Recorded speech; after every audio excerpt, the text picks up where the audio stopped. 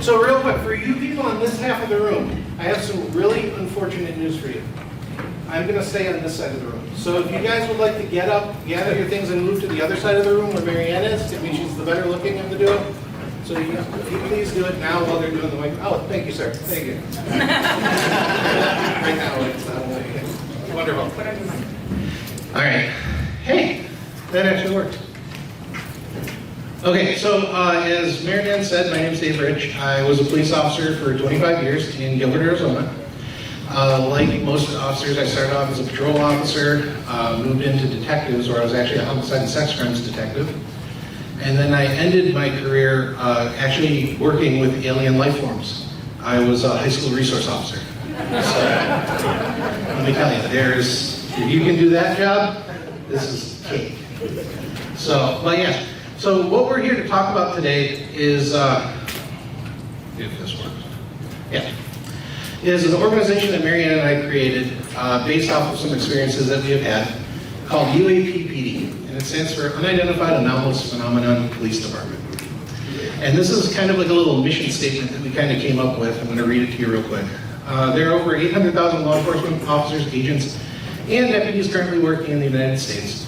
They work shifts that provide coverage 24 hours a day, 365 days a year. They are seeing things, but they are not talking about it. We're here today to explain why, you guys. And to give a little backstory before we go much further, what ended up happening is, like Mary Ann said, she did not have an experience. I did have an experience. I'm not going to go into that though, because it's really not all that exciting. But anyways, fast forward, because my experience happened in 2017. Fast forward to about 2.5 years ago, Mary Ann was talking with a friend of ours, Alejandro Rojas, about law enforcement, police officers, first responders, and the fact that they work 24-hour-a-day shifts. There's guys on all the time, and they have to be seeing things, and they don't understand why nobody was coming forward and talking about it. So I got involved in the conversation, said, well, I can explain why, and it's these stigmas that we face, these things that prevent us from coming forward and talking. And it's not, just to clarify, it's not because we're part of some global conspiracy to hide the truth from anybody. It has nothing to do with it. But what we're going to do is we're going to talk about the real reason why you're here. One of the things that we wanted to talk about is, if you notice at the beginning I said we identify ourselves as Unidentified Anomalous Phenomenon Police Department. And the reason for that is we are convinced of this theory right here that we call the Big Three. We are convinced that UFOs, cryptids, so things like Bigfoot, skinwalkers, Loch Ness Monster, stuff like that, and what we call the paranormal, so your ghosts, spirits, and demons, are all related in one way or another. Now, don't ask me to explain how they're related. I don't really know. But I know that there are a lot of things that kind of cross over when you start studying one topic or another. And since officers, firefighters, EMTs are actually encountering all of these things, we wanted to make sure that we covered all of our bases. So we're not just talking about UFOs here. We're talking about everything. Everything that we're coming across that first responders are finding. Okay. I guess I don't have, I got somewhat of a mic. Let's talk about what is a law enforcement officer. Well, we've got our local police, which is town and city officers. We've got the sheriff, which is the county. We've got state police, which is highway patrol. We've got federal police, which is NCIS, FBI, DEA. And some people don't know, but our park rangers and game and fish and game wardens are also law enforcement officers. Now, what does it take to become a law enforcement officer? Well, the first thing that you have is you go into this big auditorium and you take a written test. Now, not only are you taking a written test, but that agency that you're testing for is watching you and doing a test on your observation skills. You sit down at a table, they hand you this photo, and it could be a crime scene, it could be somebody drinking a coffee at Starbucks. You have 15 minutes to look at that video or that picture, study it, they take that away, and you have to answer about 30 questions on what you just saw. So they're already starting your observation skills in your written test. You pass the written test, you go to your pre-employment evaluation. That's a medical test with the doctor, your ears and eyes, all that good stuff. A psychological exam. You've got your physical agility. You also have a polygraph, and you also have an interview, an oral board before you to test before you go to the police academy. Now, you pass all the pre-employment evaluations. Congratulations, you're now going to a 24-week long police academy. Some agencies are longer, some states are longer, some states are shorter. But in the police academy, this is where you learn how to drive, how to shoot, defensive tactics, laws of arrest, all of the classes that you need to become a certified law enforcement officer. So, congratulations, you just passed the police academy. You then go back to your agency and you have a what they call a post academy. This is where you learn the radio codes for your agency, how to write their reports, and you just get familiar with your agency. You're like, oh, I'm tired of training. So they hand you a set of keys and you get in that car and you're thinking, great, I am on the street by myself. No. You now have 16 more weeks of training, and they call it field training, your field trainer. What that is even though you're driving in the car, you're taking calls, there is a seasoned police officer next to you that is evaluating every single move that you make for the next 16 weeks. Finally, after that 16 weeks, boom, now you get a set of keys, you get in that patrol car, and you're gonna go save lives, and you're gonna go, save property. So you're actually on the street now. All the years that I was in law enforcement, Dave is in law enforcement, every 3 to 4 months, you have some type of training. So even though you're finished with the academy, you just spent over a year training to become a law enforcement officer. Every 3 to 4 months, you're going to have what they call advanced officer training. So as a cop, you are never finished learning and doing some kind of training. All right, and to answer a question, yes, ma'am, I know it comes as a great shock, but yes, I did pass a psychological profile, just for the record. And she looked at me and she's like, no way, there's no way that guy did it. I did it, really. Took me twice, but I got it. Anyway, so one of the things that we want to touch on real quick are the stigmas, but the reason we go over the stuff that we just talked about real quick is for you to truly understand what a first responder risks in losing by coming forward and talking. You need to understand how hard it is to actually get that job. So what you just saw there is over a year of training. Real quick, raise your hand in this room if you are a first responder. Do me a favor. All right, perfect. So all of you guys raise your hand. Girls, pretty accurate, right? It's a long process. It's not something that's easy or quick. And we want you guys to understand that so that you can understand the ramifications of what I'm going to go on now, which is really what we're here to talk about, which is if they are seeing things, why are they not talking about it? Well, the first stigma that we face is probably the easiest one to kind of wrap your brain around, and that's just the straight up believability factor. Every single person sitting in this room spent your childhood and your formative years growing, learning, and kind of establishing for yourself what you believe in the world, and what you believe is real, what you believe is true. You set that up for yourself, and those are things that are going to last throughout your entire life. Well, when you encounter something that you can't, I'm sorry, I wander a lot, so just so you know.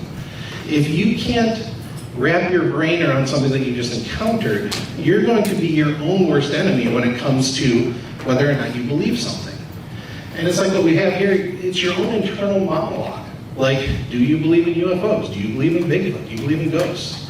If you flat out say, no, you don't believe in them, and you truly don't believe in them, or aren't willing to open your mind to it, if you encounter something, you are going to have that happen right there. Which is basically a fancy way of saying, if I don't believe it, it's not real, I will then come up with some sort of excuse to cram that square peg through that round hole, and then I will move on to something else. So that's the first one. Some of the things that we think when we do that is, again, it's just too unbelievable, it just can't be real. Those are our own internal hang-ups. The second one we have is a work follow-up repercussion. So, do me a favor. I am very much a class interactive instructor, just so you know, from my time in high school. So, I do a lot of, hey, raise your hand if you're out. So here's another one. Do me a favor. Raise your hand if you have a sibling. All right. Now, raise your hand again if you and your sibling have ever not agreed on something.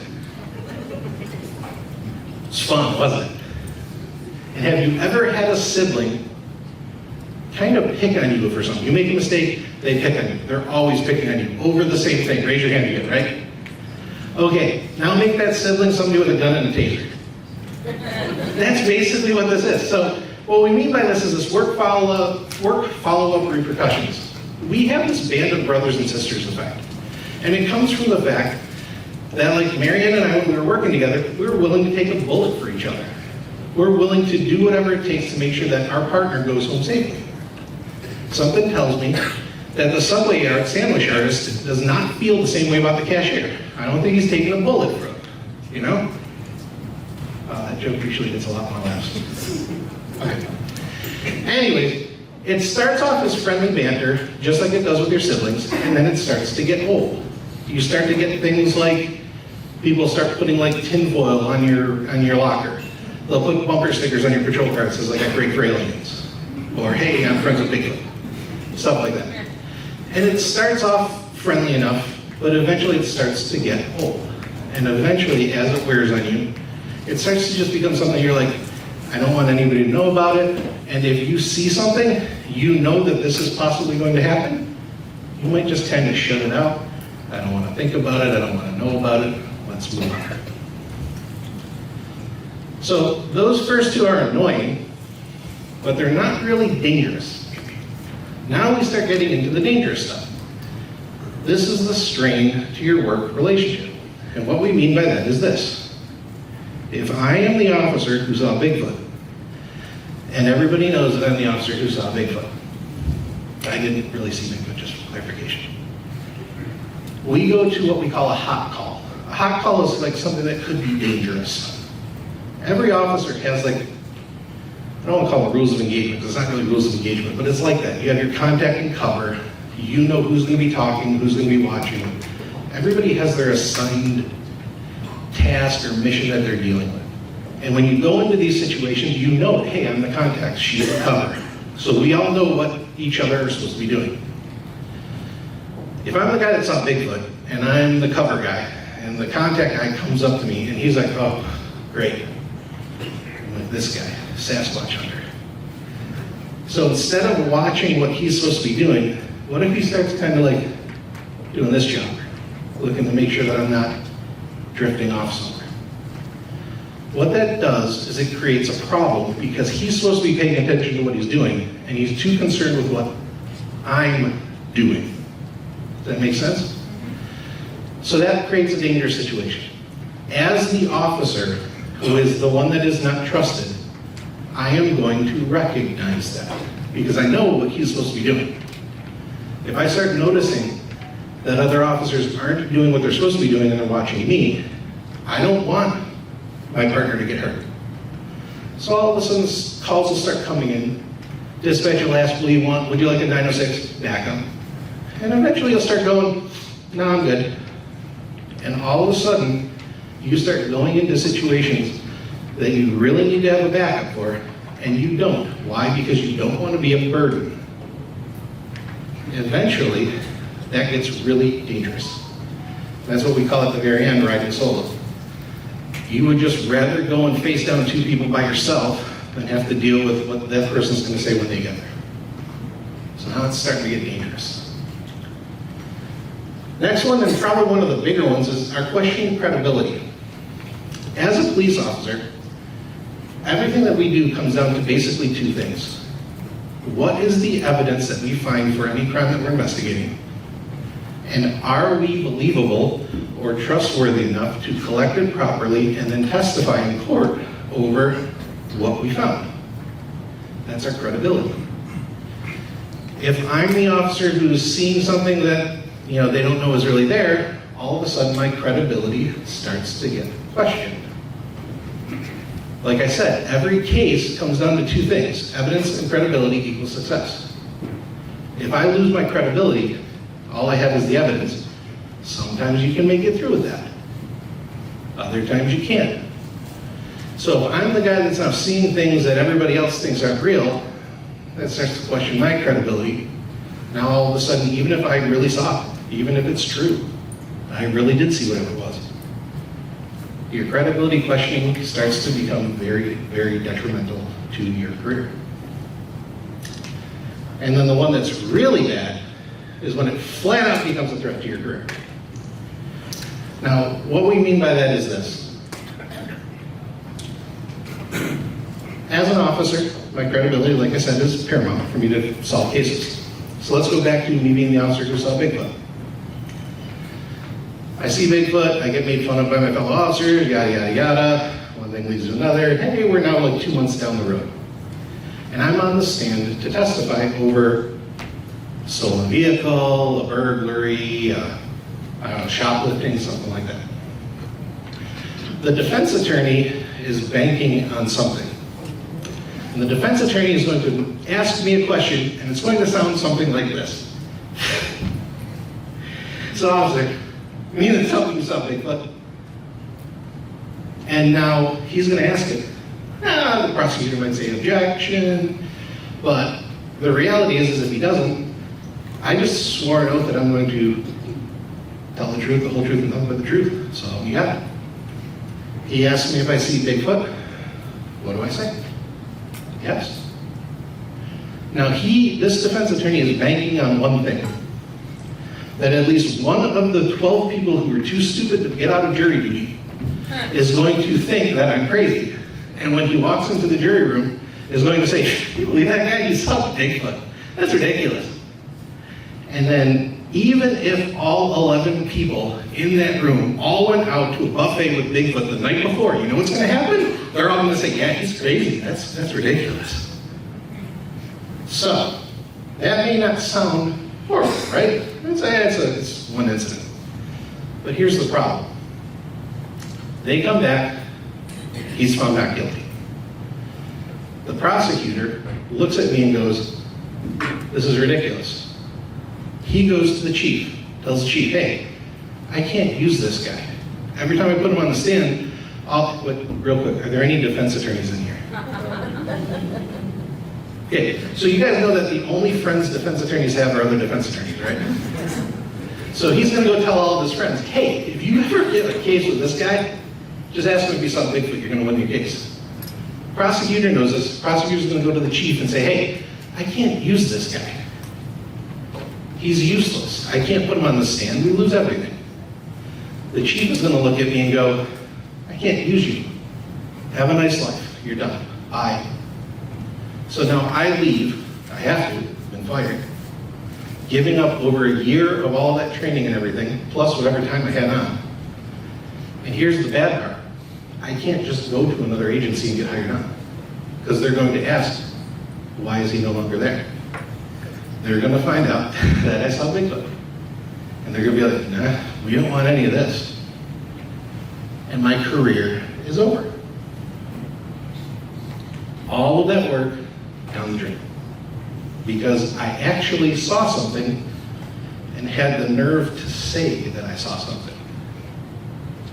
But the number one reason why, all type A personalities.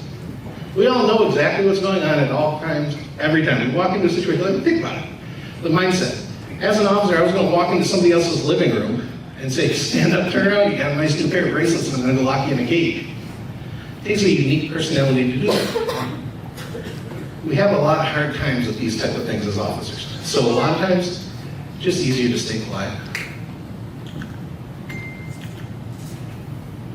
Okay, we're going to get into the fun part.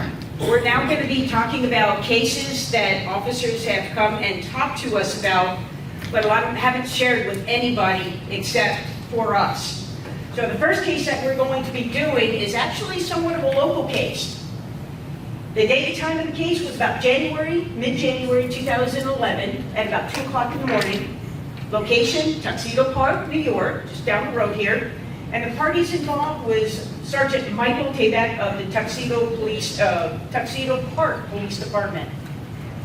Facts of this case is Sergeant Tabak on mid-January 2011, about 2 o'clock in the morning, Sergeant Tabak and his partner were out working a biological culling operation in the area. Now, not only is Sergeant Tabak an officer on patrol, on his off-duty hours, his job is to do some biological work with Tuxedo Park. So, excuse me about that. Sergeant Tabak and his partner were standing in the back of his pickup truck, and they were basically counting deer over near the lake. Now, as soon they kind of saw something in the corner of their eye, and they noticed a black triangle-shaped craft that was flying over the lake. They were only about approximately 100 feet from them over the lake, and as it is slowly going over the lake, it drops something, a oblong object, into the lake from the bottom of this craft. Now, when he described the vehicle or the craft, it did not have any markings, did not have any lights, and there was absolutely no sound. Now, when they saw that this vehicle did drop the oblong object into the water, he said that he heard it hit the water, but it almost sounded like it hit and then it hit again. It was almost like he believes it was almost hollow, the way it was kind of bouncing on the water. So he and his partner are thinking, well, maybe it's floating on the lake. So they got back in their truck, they drove along the lake thinking that maybe this thing is just floating on the water. However, they never did see anything in the lake. Now, what's interesting is Sergeant Tabak worked with the Navy, so he's very familiar with different kind of vehicles or different kind of aircrafts. And he goes, most times that if an aircraft loses, whether it's a fuel tank or any type of objects from underneath that craft, the craft could be unstable. It's going to kind of waver around as it's still flying, trying to be stable again. However, this craft that dropped this object was stable. It did not waver at all. It just slowly continued floating over Tuxedo Lake.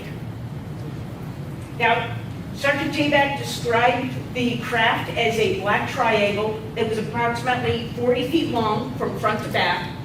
And he said the wingspan was approximately 40 feet on one side. So he said both wingspan from one side to the other was approximately 80 feet long.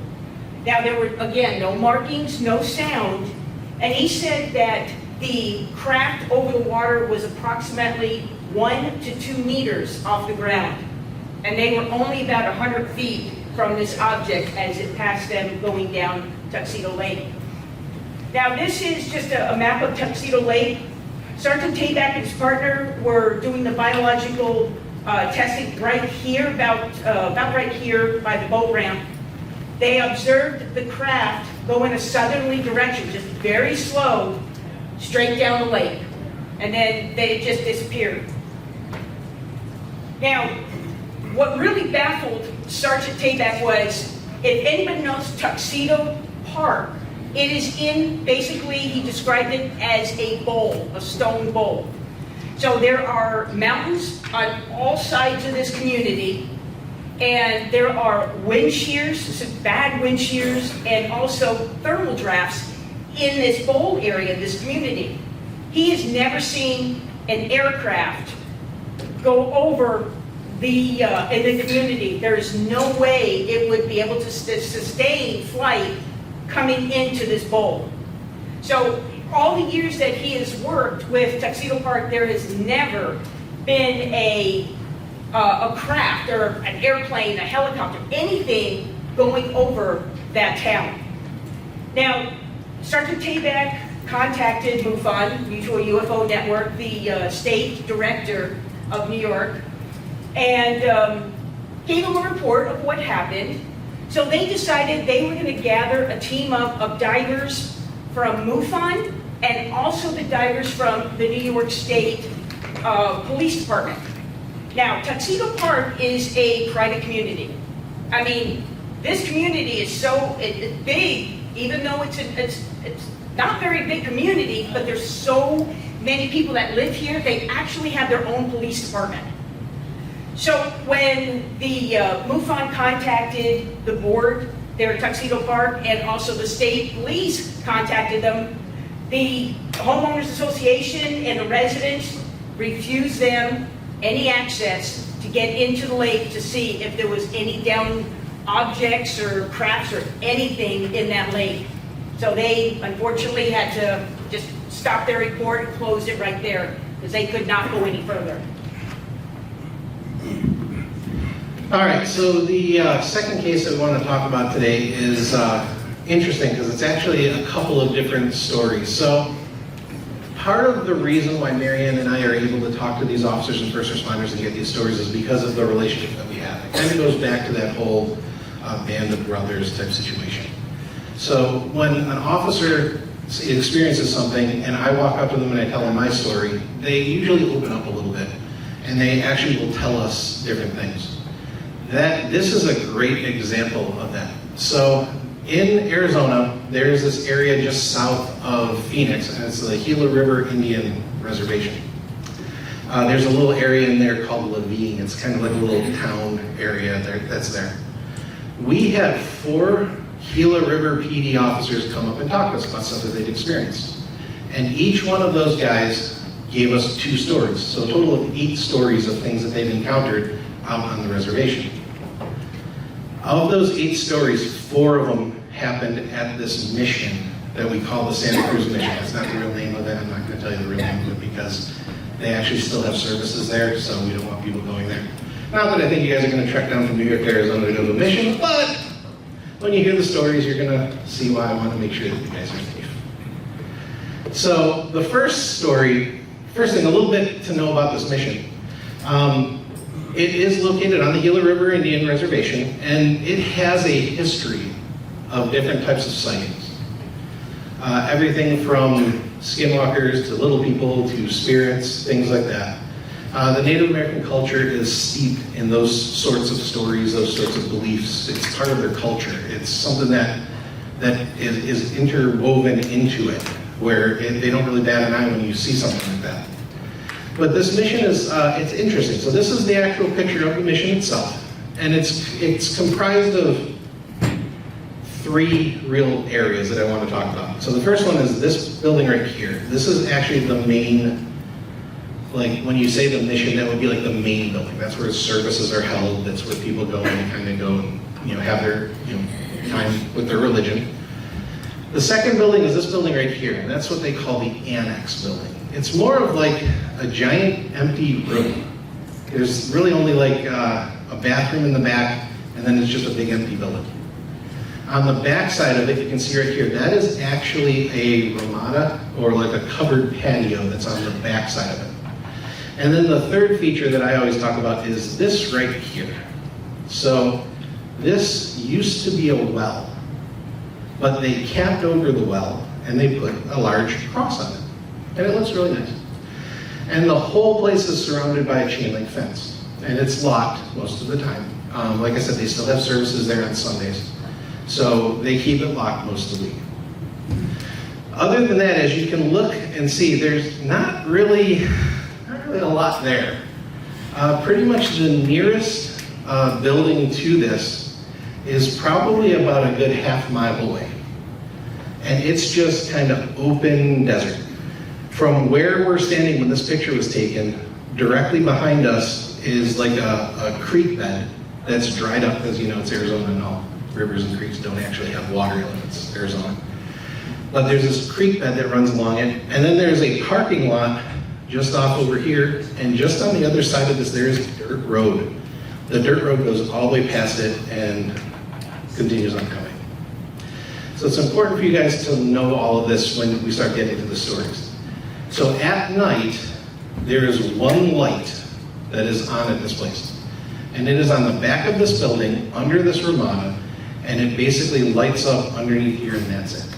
There's no lights on the front. There's no street lights. It's a dirt road. It's the middle of nowhere. So after dark, it gets really dark. So our first case, an officer from Gila River advised that in their post-academy class. So now you remember Marianne was talking about in the post-academy? After you graduate from the academy, you go there, and they have a post-academy class, and they tell you all the ins and outs of working where you're working. They actually instruct their officers that when they are driving down that dirt road past that mission, they need to flip up their rear view mirror. Because if they don't, they might see two glowing red eyes in the back seat. If they see those glowing eyes, they need to immediately contact their supervisor, go to the station, and have a ceremony done to sever the tie or the attachment that has just been made on them. Now I want you guys to take a second to think about this. This is taught to their officers. This is not like, oh, hey, I came across this and it's really weird, I think I'm going to go do it. This is like their field training officer takes them out and says, when you drive down this road, you need to flip that mirror up so that you can't see in your back seat. That's pretty amazing. Just saying. To me, I'm sorry, to me that's phenomenal that they are actually told that. All right, moving on to the second little story that happened there. We had an officer that was writing reports in the parking lot right in front of him. As he's writing, it's about 11 o'clock at night, dark, he is writing reports in this patrol car, and he feels his car shake. Turns on the overhead, the takedown, looks around, doesn't see anything. It's like, okay, that's weird. Turns the lights back on, goes back to writing. Now the car shakes violently back and forth. So he turns the lights on, looks around, doesn't see anything. As most people would do in that situation, he decides, hey, I think I'm going to leave. So he puts it in drive and he takes off. He tears down the road past the house, and about a mile away is a Chevron. And he pulls into the Chevron. A funny story about the Chevron. Everybody that has something happen at that mission takes off and goes to that Chevron. At the time that we got this story, couldn't quite figure that out. But everybody takes off and goes to the Chevron. Okay. So he gets to the Chevron, gets out of his car, and he looks, and on the back passenger side window, in the dust, there's this one clear spot in the dust, and there is a little handprint that is on the back window of the vehicle. Now, there is a story at that place of something called little people. I don't know if you guys have anything like that up here in New York, but in Arizona, there is a legend or a folklore from the Native Americans of these miniature human beings. And they're not really human beings. They are the little people, they call them. They are like pranksters. It starts off innocent enough. Usually, they kind of target children. They're friendly, they play pranks, they play jokes. And these jokes and pranks get increasingly more dangerous until ultimately the child disappears. Nobody knows what happens to him. So this officer tells us he got there, saw that little handprint, and he remembered that mission.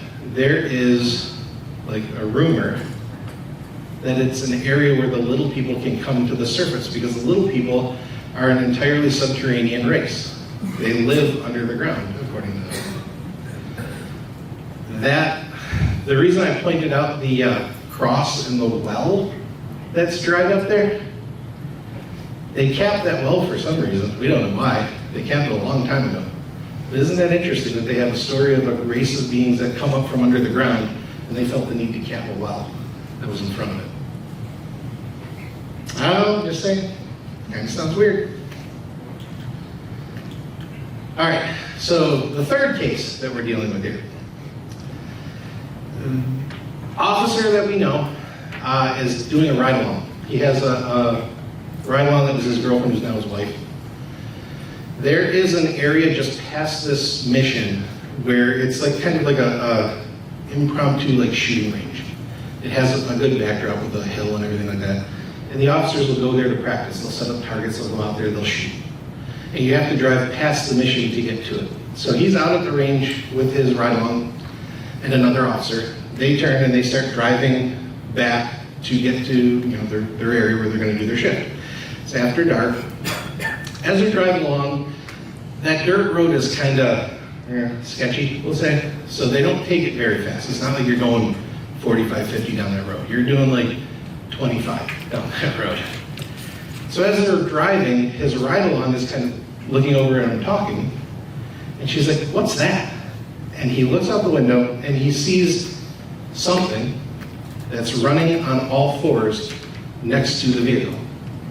Not, even 20, 25 feet away from the vehicle, running parallel to him. He looks at it, doesn't know what it is. They don't have wolves in that area. There are coyotes, but this was bigger than a coyote. He didn't know what the heck it was. The thing actually ran faster than the car, cut in front of it, and started running off towards the mission, because they were driving right past the mission where this happened. As this creature is running towards the mission, the lights at the mission start to dim out. So the officer goes to Chevron. Yes, thank you. They drive to the Chevron because they're freaked out. The other officer follows them. They get to the Chevron. He gets out of the car, looks at the other officer. The other officer is already out of the car going, "Dude, what was that just ran in front of you?" And he's like, "I don't know." He's like, "Did you see what happened to the lights?" And he's like, "No, I didn't. What was going on?" So he said that the light on the mission dimmed out of existence as this thing was running towards him. Now this is significant because they told us that that light, it'll pop on, when it gets too hot it'll pop off. But when I say pop on, pop off, it doesn't like glow on, it's just snap, it's on, snap, it's off. The officer was like, it did it. Dimmed, and as it got closer to the mission, it dimmed and dimmed and dimmed until finally it disappeared. And the light was out and the creature was gone. So, interesting. All of this is going to lead up to something. That's why I'm kind of going through these pretty fast. So, fourth case. This is a different officer. They're driving down the road to go to the shooting range. This officer is actually on FTO at this time. So he has a field training officer with him. The officer that told us the story is actually in the driver's seat, and the other officer's there. As they're driving to it, 3 different owls fly out and hit his car. Now, owls in the Native American culture, are you guys familiar with this? They're basically harbingers of bad things. Usually means somebody's going to get hurt or die. And he had 3 owls fly out and hit his patrol car while they were driving on the road. So his FTO was like, "Hey dude, this is bad, we need to go." But they don't, they keep going down the road. As they get to the mission, they're about to drive by, they see the annex building. The front doors are standing wide open. So they stop because they're like, teenagers must have hopped the fence, broke in, something like that, I don't know. So they get out, they check the fence all the way around, it's all locked. So they hop over the fence, they go up to the front of the mission, and they see that the door has actually been kicked open, so it's damaged. So they go inside to the building to clear it, make sure that there's not anybody hiding in there. And like I said, that annex building, it's basically like one big room, and then there's like a bathroom at the back. And if I had to try and put it in perspective, that whole building is maybe a quarter of the size of this room. Like, it's not a big building. So we're not talking like it's taking a long time to clear. So they go inside, they announce, they walk in, they check the bathroom, there's nobody in there. They go over to the door, because normally what you would do is you would lock the door and then you would find a way to get out, and then call the owner of the building, the church, let them know. They go to close and lock the door's damaged, they can't do it. He notices that there are 3 cinder blocks on the ground right outside the door. So they bring the 3 cinder blocks in. They're like, well, let's push the door shut. We'll stack the cinder blocks inside. There's a back door that we can go out and lock. It won't be locked, but it'll have the illusion that it's locked. We'll hop the fence. We'll call the church. Let them know that the door is not really secure. We're just pretending that it's secure. So they bring the blocks in, they close the door, they put it in, they walk to the back of the building. Now keep in mind, they're not searching the building. Now they already searched. So they're just literally walking from me to that wall, out the back door, and then back around to the front. So they walk out the back door, walk all the way around to the front, and the front doors are wide open again. And the cinder blocks that they stacked inside, he said were 5 to 8 feet away from the front door, laying in the dirt. Now, we already know there was nobody in the building because they searched it. There was a bathroom and a main room. Somehow, those doors got open, those 3 bricks got 5 to 8 feet away from the door. In about the 10 seconds, it took these 2 officers to walk from the back of the building to the front. Because when they were in the building, they were still closed. They go to the door, they look, yeah, it's still closed. They close the door. Maybe 10 seconds to walk from the back of the building to the front. Somebody gets inside without being heard, grabs the bricks, throws them, and then gets out of there where nobody can see them. Yeah, I don't think that's happening. So the officer looks at him, looks at his FDO, says, what do we do? He says, let's go. They didn't go to the Chevron, but I'd like to think they did. All right, so we're still good, right? 10 minutes? Yeah, okay. So all of this is leading up to what I really wanted to talk about, which is this one right here. So I'm going to admit some things to you guys real quick. I'm the idiot that always goes running towards the stuff, even when it's probably not the smartest idea. So, in our infinite wisdom, since we had 8 stories from 4 officers and 4 of them were at this building, what is logically the thing that we're going to do? We're going to go there. Let's go check this out. I want to drive by with the mirror down and see if I see 2 red eyes. I want to go see what's going on in this annex. I want to go see if I can find little people or a possible skinwalker. So, sometimes I would like to point out that when you have that little nagging voice in the back of your mind, and it says, hey, this is not a good idea. You should really listen. But we don't. That's what we do at UAPPD. We don't listen, we do. So we go out there, we conduct an investigation. We show up during the day, but it was late in the day, so we wanted to be there during the daytime, kind of get a good reading of what the heck's going on there, and then be there till after dark and see what happens. So, we show up. Nobody there, obviously, it's in the middle of nowhere. The whole place is surrounded by a fence, gate locked. I do a walk around with, there's Mary Ann and myself, and then there's 2 other people that work with us. A guy by the name of Jesse, who's works at corrections, and then his wife, Gwen, who is a hypnotherapist. She kind of helps us out with some of this stuff. So, Jesse and I, we go for our wander around the building. We see a bunch of things. I come around to the front and I look at Gwen and go, there's a lot of activity here. She gets really excited. And I look at her and go, no, time out. I'm talking like there's a lot of broken bottles and tire tracks and there's a fire pit. I think there's a lot of kids doing stuff here. I don't mean like there's a lot of activity going on, just stuff going on. So we have a good laugh about that, but we end up walking around, don't really see anything, it's a unique building, it's really in the middle of nowhere. Like you're there's nobody around.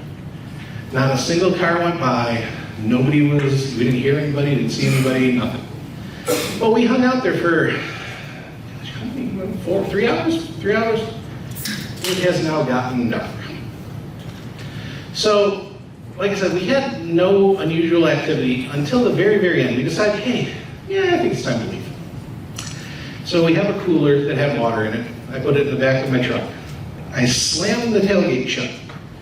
When I slammed the tailgate shut, the only way I can describe it is it felt like a bolt of electricity shot up my back. And I had to turn around.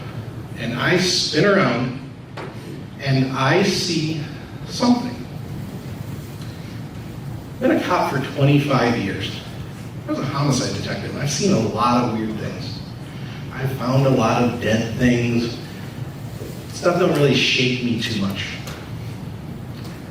I don't know what this thing was. It was probably 6.5 to 7 feet tall. It had hair, not on its body. It wasn't a hairy body, but it had hair from its head that hung down to about here, and it was all shaggy. And it comes lumbering out from behind the annex, and it walks through the fence, not through a gate, through the fence, and it walks into the middle of the road, and it stops, and it literally starts going like this. And I'm looking at this, and I go, words I'm not going to repeat. Glenn is standing right next to me, Marianne is standing on this side, Jesse's on the other side of Glenn. I look at Glenn, I go, are you seeing this? And she's like, what is that? And I'm like, I don't know. Marianne and Jesse could not see it for some reason. Very weird. But Marianne had a video camera, so she's filming things.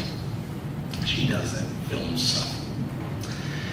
So while we're standing there, I see this thing, and it's not coming towards us, but it's not walking away. It's kind of like doing this, kind of looking back and forth, like trying to figure out what we are. And after a few seconds, a second thing comes scrambling out, and it's on all fours. And the way I would describe it is it was pitch black. And it did not look like an animal. It looked almost like, you see the horror movies where you see a human being, like when they're crawling around on all fours? It looked like that. It gets to between us and this other thing, and it charges forward towards us. Enough that I literally sweep my coat and grab my gun. And it stops as soon as I do that. And I'm like, we need to go. Gwen's like, we need to go. So we all back up. Everybody gets in the truck.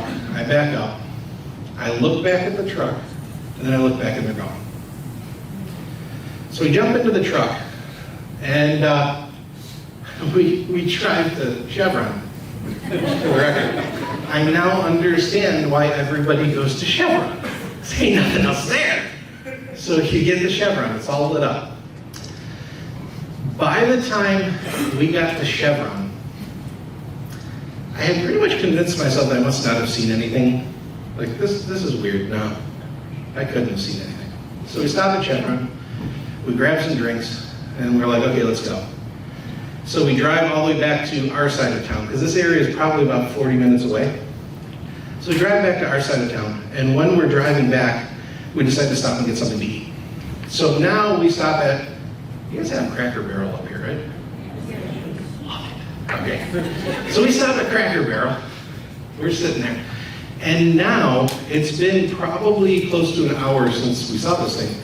And I had 100% convinced myself that I did not see it. I don't know what the hell it was, but I clearly triggered a light.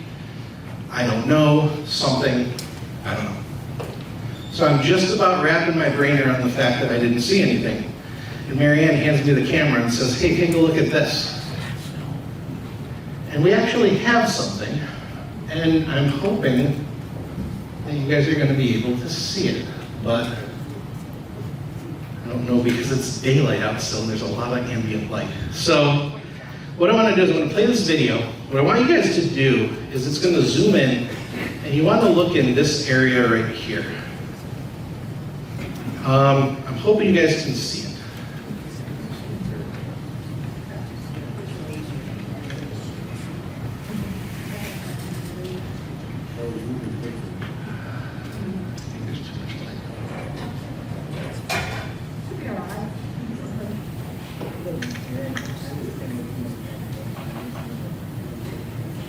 Can you see it?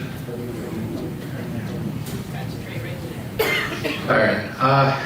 I think at some point we might have to have people just come up and see it on the computer. So there is something there, and hopefully we can get you guys, you can see it if it gets dark enough. You can see this, you know what I could describe it as like the Predator? You know how when it was like invisible, it wasn't really invisible, it was kind of blurry? You can actually see something going back and forth like this on the camera. So she hands me this, I'm looking at it, and I'm like, oh, hey. Well, there goes the last hour of my life that I spent convincing myself I didn't see anything. So we took that video, and we gave it to that guy in the back of the room right there, Mark D'Antonio. Mark analyzed that video, and would you like to come up and tell us what you think? I think you know. Yeah. You can tell. He said it is not a trick of the light. It is not any type of camera action, anything like that. He said it looks like a humanoid figure rocking back and forth in the road. And he can't explain it. We didn't fake it. So I don't know what I saw, but it was interesting. So, well, I guess when I say I don't know what I saw, probably a month and a half later, you guys know who John Dover and Stan Milford are? The Navajo Rangers, who've been on a number of different TV shows. You know, we're in Arizona, so we're friends with people like that. So John came over to the house, and I had a conversation with John about what we saw. And I explained it all to him, and I'm like, John, I don't know what the heck that was. And he looks at me and he says, I can tell you exactly what it was. And more importantly, I can tell you exactly what it was doing. I'm like, okay, regale me with the tale of what this was and what it was doing. He proceeded to tell me that he is of the opinion that they were skinwalkers. And he said what skinwalkers do is they transform in pairs because for about 10 minutes after they change, their eyesight isn't good. So he said what it was is, you guys were quiet. And I was like, yeah, we weren't saying anything. So the first noise was when I slammed the tailgate shut. He said it was just walking along, minding its own business. It heard the tailgate. When it heard that, it started going to this because it was trying to see what was making that noise, and it couldn't see you guys. And he said the second thing that came out was the second one, whose job is to protect the first one when they change and then they flip.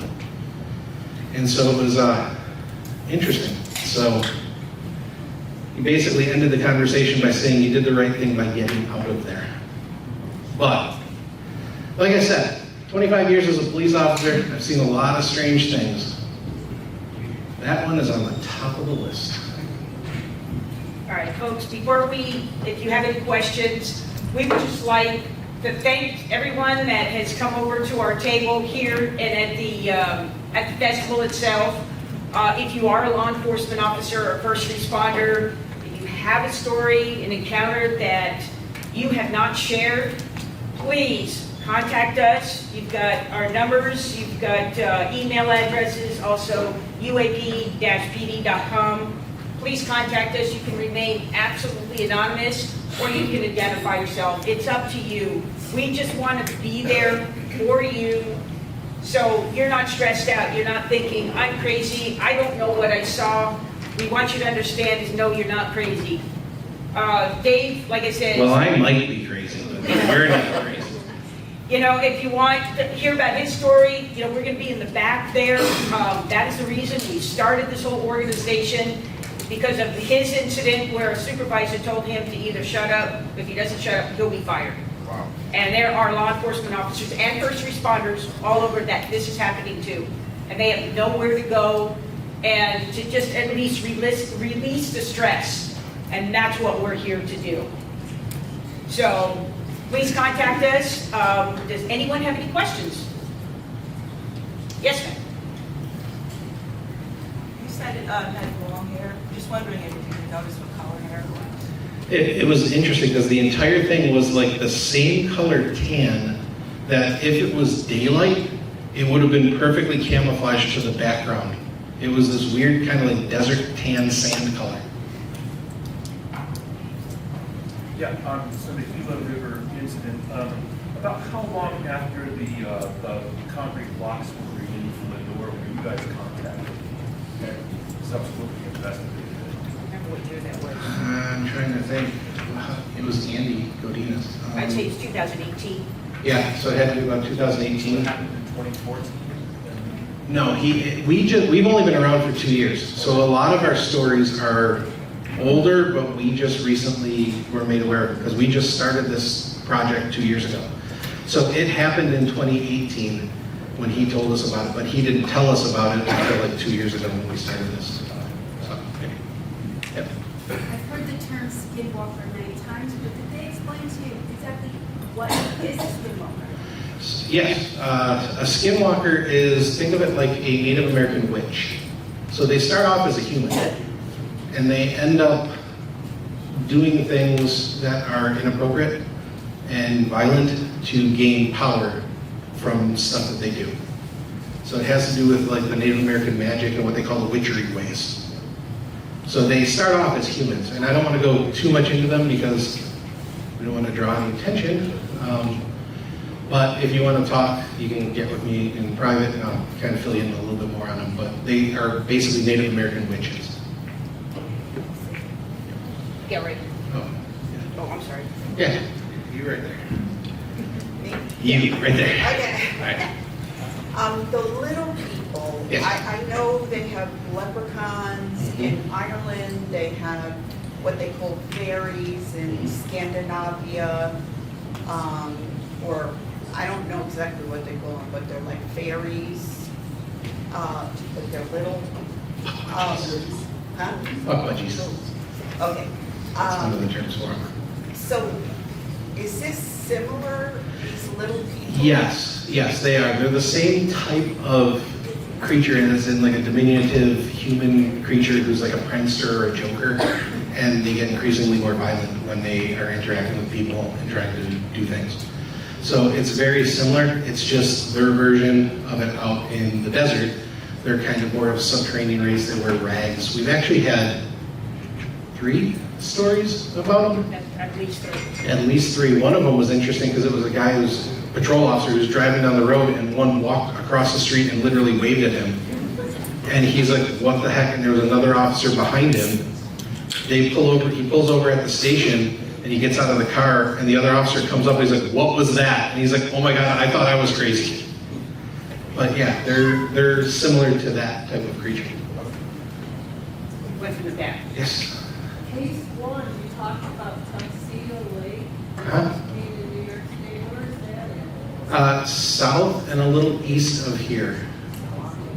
Binghamton? No, northeast. What was that?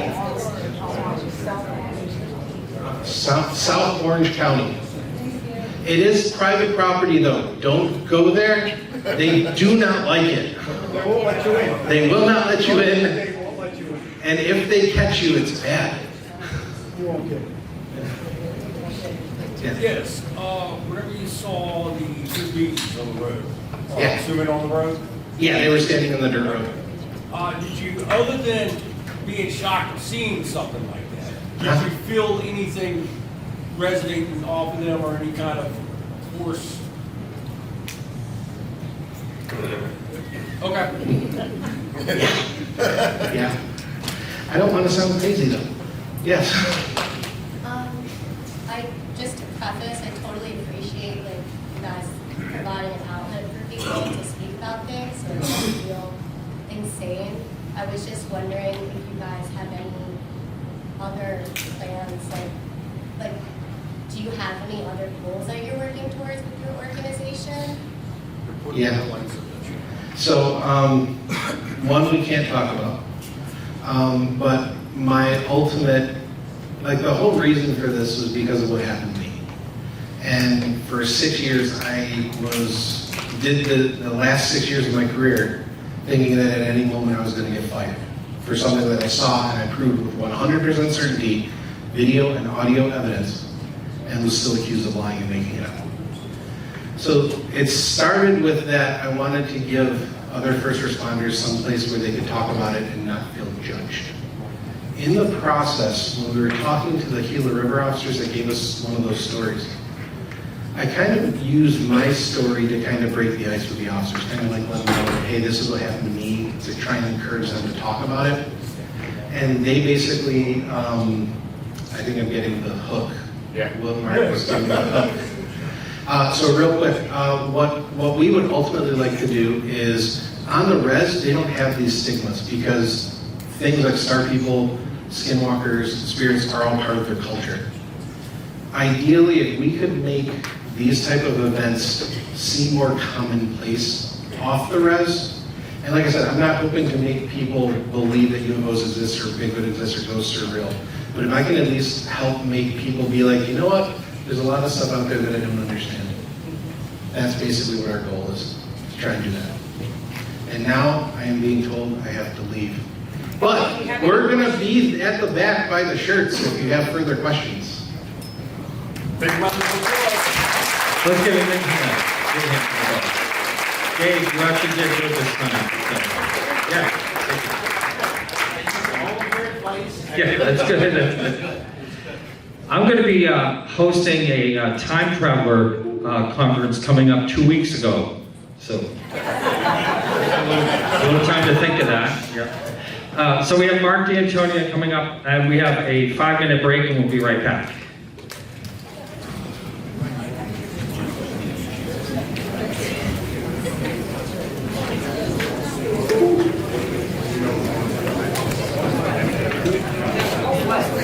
The mics, they would reverberate each other. They would do it. That's okay. Yeah.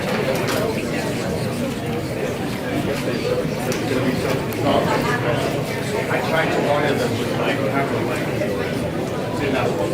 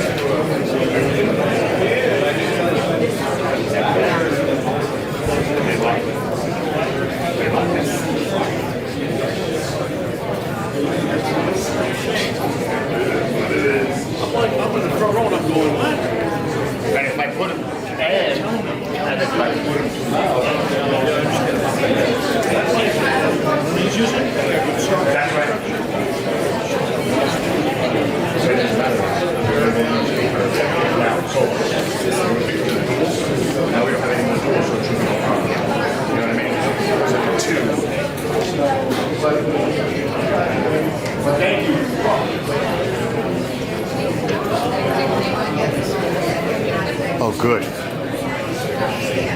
Testing, good.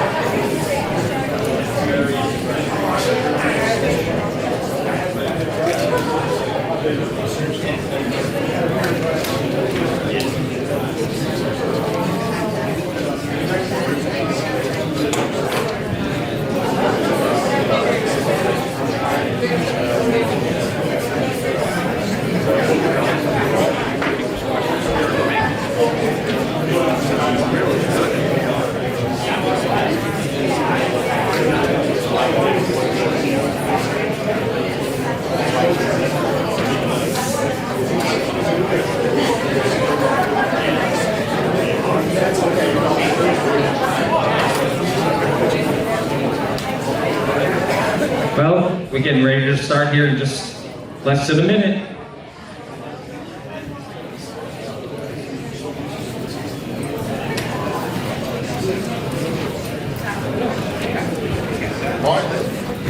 Mention podcast UFO too. I mean, really.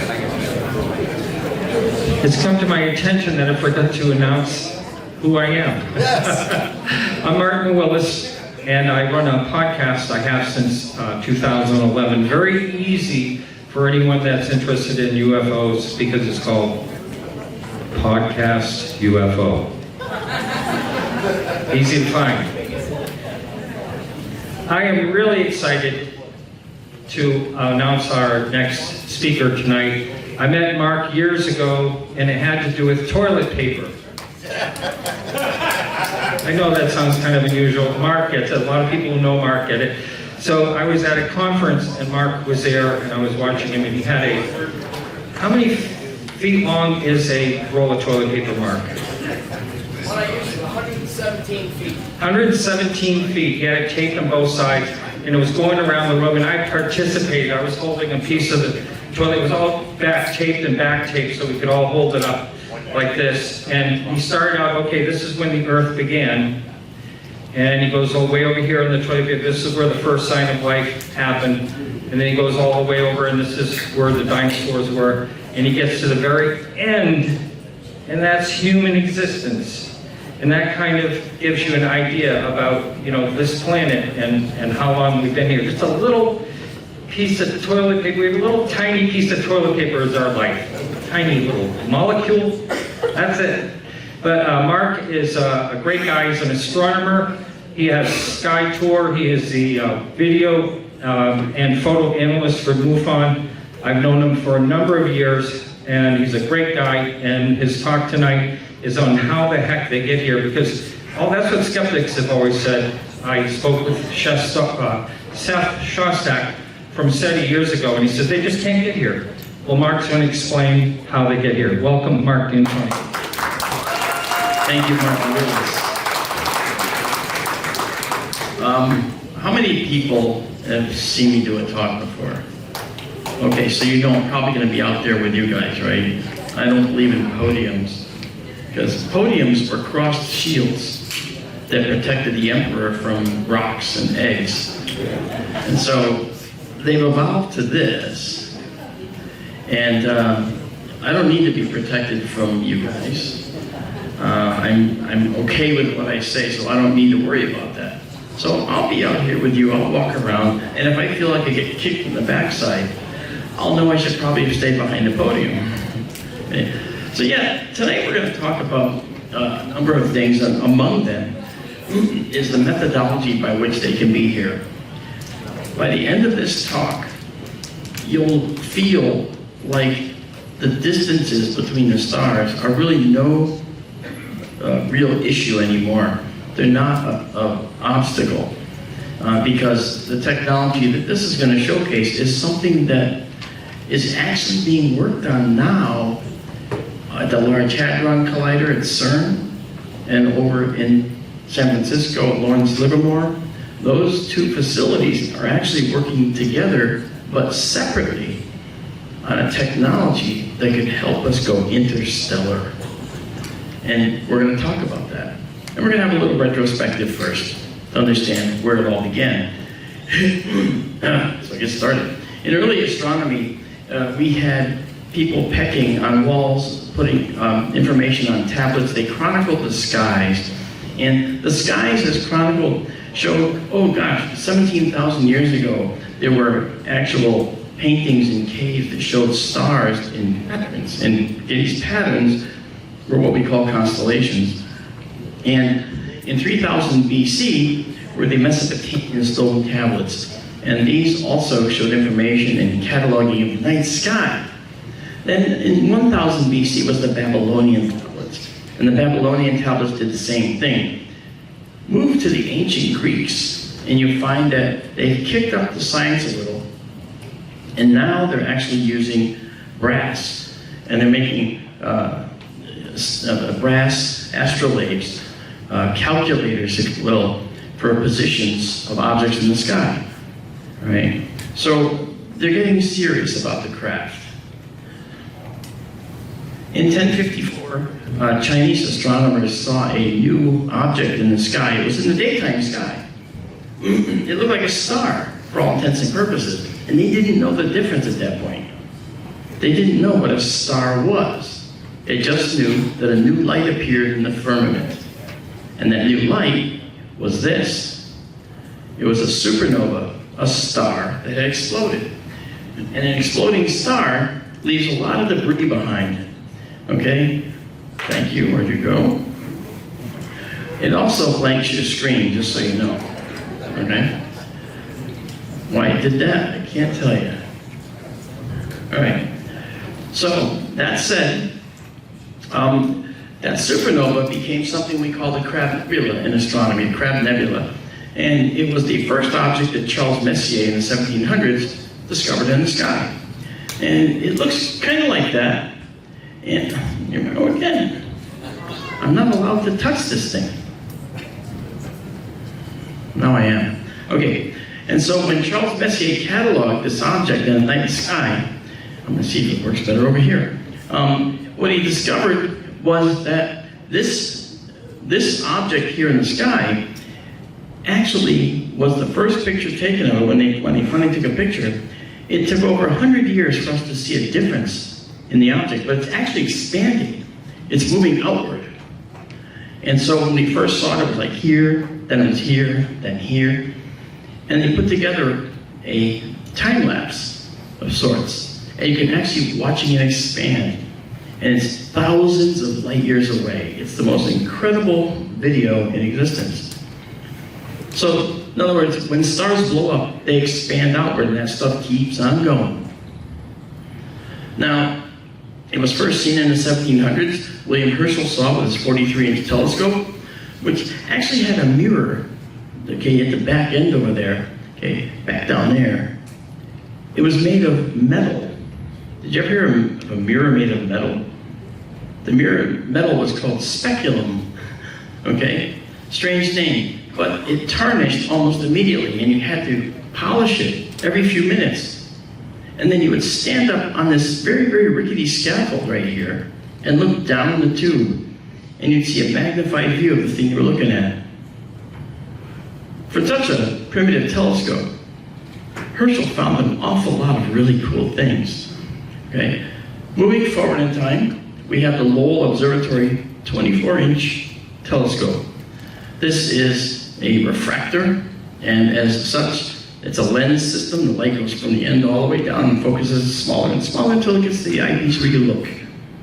You'll notice the eyepiece is way up above the floor. So you do have to get on a ladder. I worked in an observatory with a similar size scope, and I had a floor that actually was an elevator, moved up to the telescope. You know, left the way over to do some damage to the telescope, which I did because I'm stupid, you know. So, that said, these telescopes led to the Palomar 200-inch, all right, out of Mount Palomar. I was only a few miles from that last week, out there. And then the Keck domes, 33-foot diameter domes that have these massive telescopes at Mauna Kea in Hawaii. Really, really impressive. You know, Bill, can you grab my water over my table? Thank you. I've been talking nonstop. Okay, I did 5 lectures in California. I did another one when I got home, and now I'm doing this. I only have one vocal cord. Go figure, I lost the other one somewhere. So that was the problem. So these telescopes, thank you so much.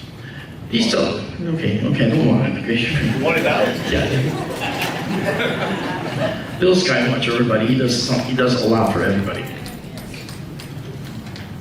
Thank you, Bill. You're welcome. I'll put it here. Okay, so these telescopes allow us to see things that we could never hope to see, right? And then we decided, let's get off the mountains and go to space. So we did. And we went with what's called the Spitzer Space Telescope. This is the Spitzer. It's like a 3-foot diameter mirror inside a tube in orbit. And it looked in the infrared, the light we couldn't see. So what that means is, if this is the light we understand from here to here, everything you see with your eyes, red, orange, yellow, green, blue, indigo, and violet, go back to the red and keep going. So at the edge of our vision, we have infrared way out here. So if that size was from here to here, then the Spitzer could see out to about here, relatively. So we could see things that we can't see with our eyes. And it showed us vistas we couldn't believe, like this. These are galaxies and nebulae, all seen in the light of the far infrared over here. So we learned so much about this. It was crazy how much we learned about the universe. And then, of course, came the Hubble Space Telescope. Now, you've all seen the beautiful photos that Hubble's taken. In fact, it's commonplace. So if I show you a picture taken by the Hubble, you'll say, oh, I know what this is. If you know it, call it out. What is that? Pillars of creation. Pillars of creation, absolutely. Otherwise known as Measure 16, the Eagle Nebula. And we take pictures of this all the time with our Sky-Through live stream telescopes. We have two telescopes. One's a wide field and one's a narrow field. So our narrow field is only a little bit bigger than this. And we see it just like this, a little, not quite as much detail. After all, we don't have a 8-foot telescope up in orbit, you know? It's really cool. So this is visible light, okay? And then that's in here, that's in this area right here, the light that we can see with our eyes. And then this one is in the infrared. So over here, the light we can't see. And look how many more stars there are. Same field. So what we're seeing is, we're seeing young stars that have just formed, stars that are actually coming to life, so to speak. And how does this relate to technology about how aliens move through space, you may ask? You're going to see, because it all has to do with how we perceive light as well. So, when we want to look for other worlds, we decided to make the Kepler Space Telescope. Who's heard of Kepler? Yeah, of course. Now, the Kepler was like a laser beam. It looked at one star at a time, and it analyzed it to see if it could see another planet or something crossing in front of the star as seen from Earth. So if a planet was going like this around the star, Kepler couldn't see that because the star didn't look any different to Kepler under those conditions. So there's a lot that Kepler couldn't see, but it found quite a few. It found over 5,300 planets in an area the size of your fist, extended at arm's length over your head in August, looking up toward the constellation of Cygnus the Swan. All right, really cool. And there's a lot of those fist-sized elements everywhere you look in the sky. So these numbers have grown and grown and grown as time has gone on.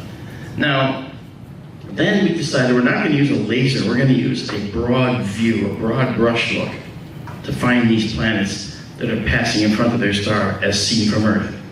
So TESS came along, the Transiting Exoplanet Survey Satellite. I had done a project for the president of Orbital ATK, who also was responsible for getting TESS up there, and he called me and said, we're launching TESS. I was in Connecticut, he was launching from Virginia. Now, this is for the flat earthers out there, not in this group, but he said, in about 180 seconds, you'll see the rocket cresting above your horizon from Connecticut. That's because we're on a sphere. And here in Connecticut, when you're in Connecticut, as you go down toward Virginia, the Earth is curving away from you.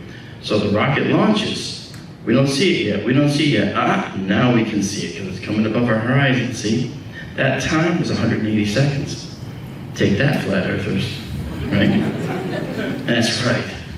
So TESS was beautiful, made a lot of contributions, found thousands and thousands of potential candidates for new planets, new worlds where aliens might reside. And it looked at an area 24 degrees by 96 degrees in length.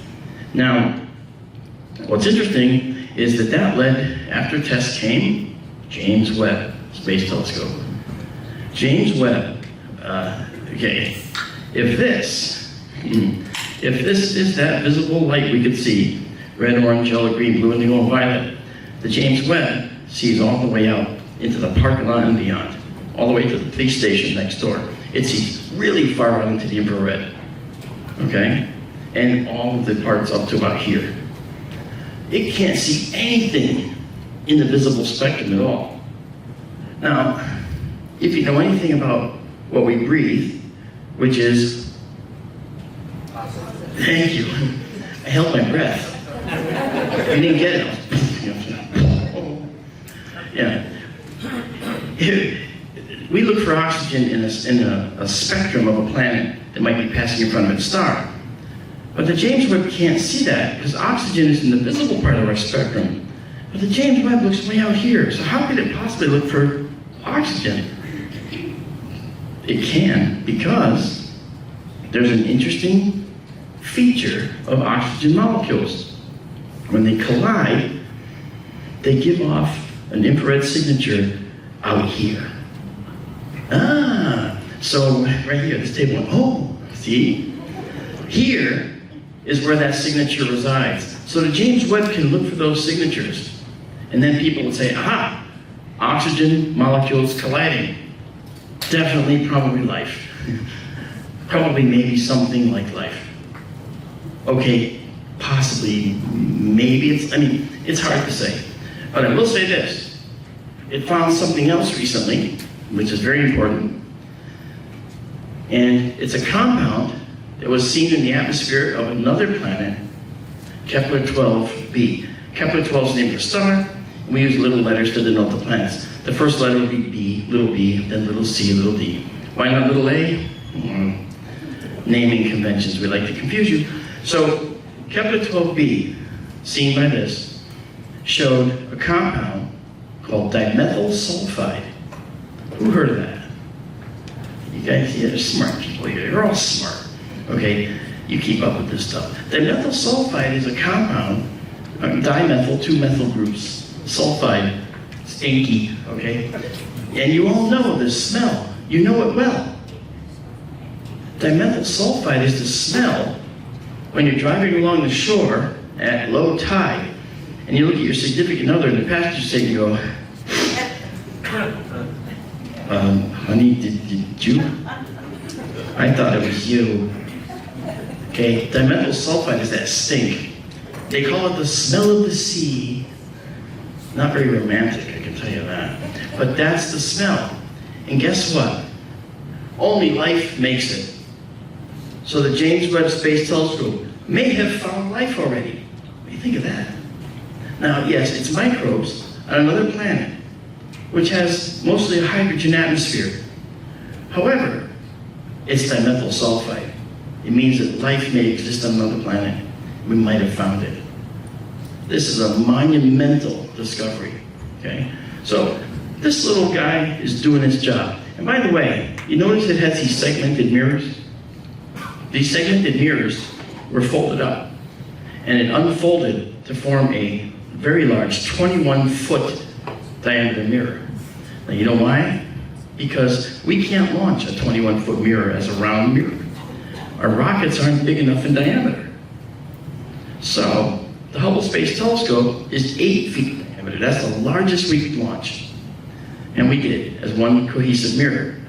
So the 21-footer, once we got that up in space, what that meant is that we could actually see 100 times more resolution than the Hubble Space Telescope. Hubble's obsolete. What do you think of that? And it provides us with such amazing views. Okay, so here's the first light from the James Webb. Not too impressive, except that you look at the fact that that's a star. Everything else is a galaxy we've never ever seen before. Okay, and that's just that. There's so many more. Here is a beautiful image that points out the difference. This is a 1.5-foot diameter telescope view from the WISE, the Wide Infrared Survey Explorer. That's what it looked like. It was a momentous discovery in the infrared back when we first came in. This is the Spitzer that I told you about before, with a 2.8-foot diameter mirror. 21-foot diameter mirror, look at the difference. It's all the same field. That's a huge difference. All right, so a lot we can see a lot better. So this is Hubble's view of the pillars of creation. And here's the James Webb's. Okay, look at that. There's 100 times the detail in these dust clouds. 100 times. That's impressive.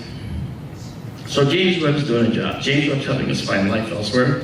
James Webb is at least confirming for us on its way that there's life elsewhere. And we're on the way to doing that with James Webb. So the question is, now that we know that we're looking for life and that we may have found life.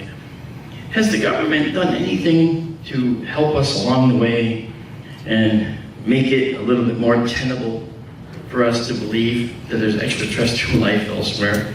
Have they done anything to kind of tell us a story or give us their agenda on extraterrestrial life? Now, some of you know I've been doing special projects for the U.S. Navy for many decades. And that implies, well, it implies what it implies. I do these special projects, meaning there's a lot of things I can't talk about, a lot of projects, though, that I can. And I know that the U.S. government uses the subterfuge of confusion with the UFO topic in order to cover for some of the things they've done.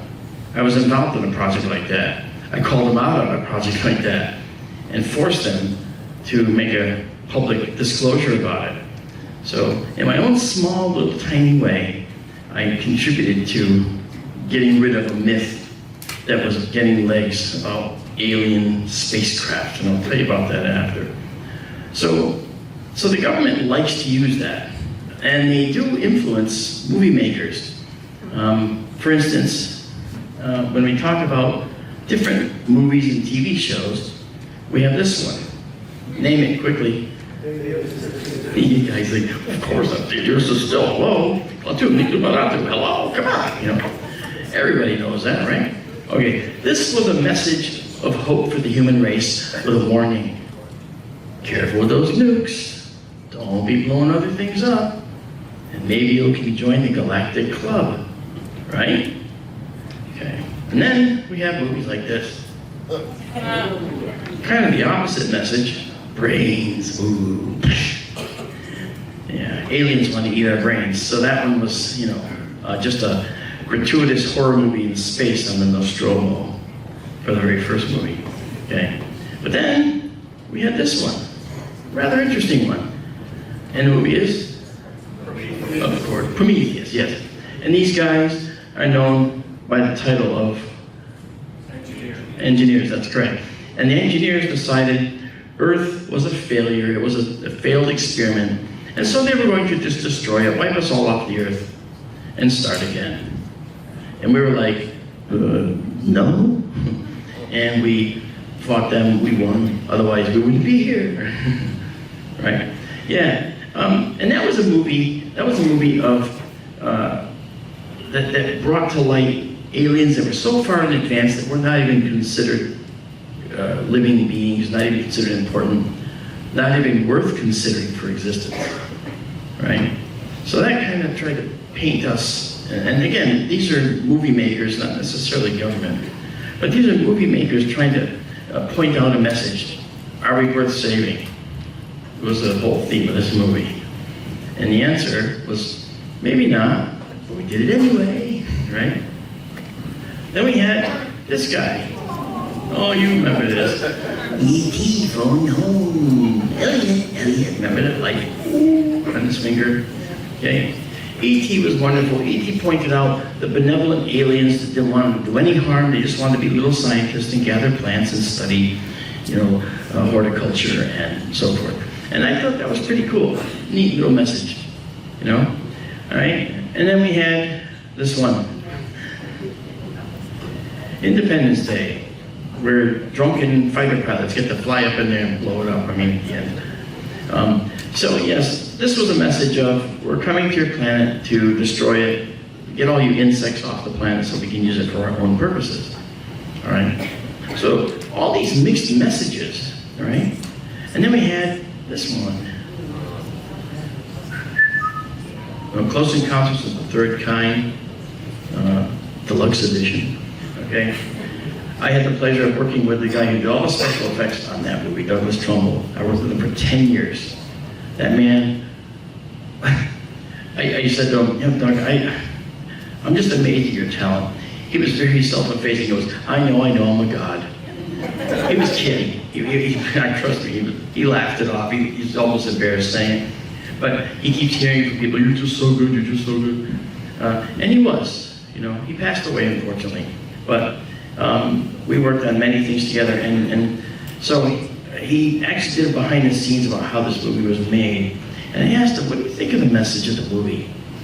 Well, he said the message is, if I recall correctly, the message is humans are here, aliens came and explored, they found us and they were curious. And the concept of time is different for them. So they took fighter pilots from the 40s, took them away, didn't hurt them, and released them later when they were done, analyzing them and studying them. It just happened to be like 50 years later, you know?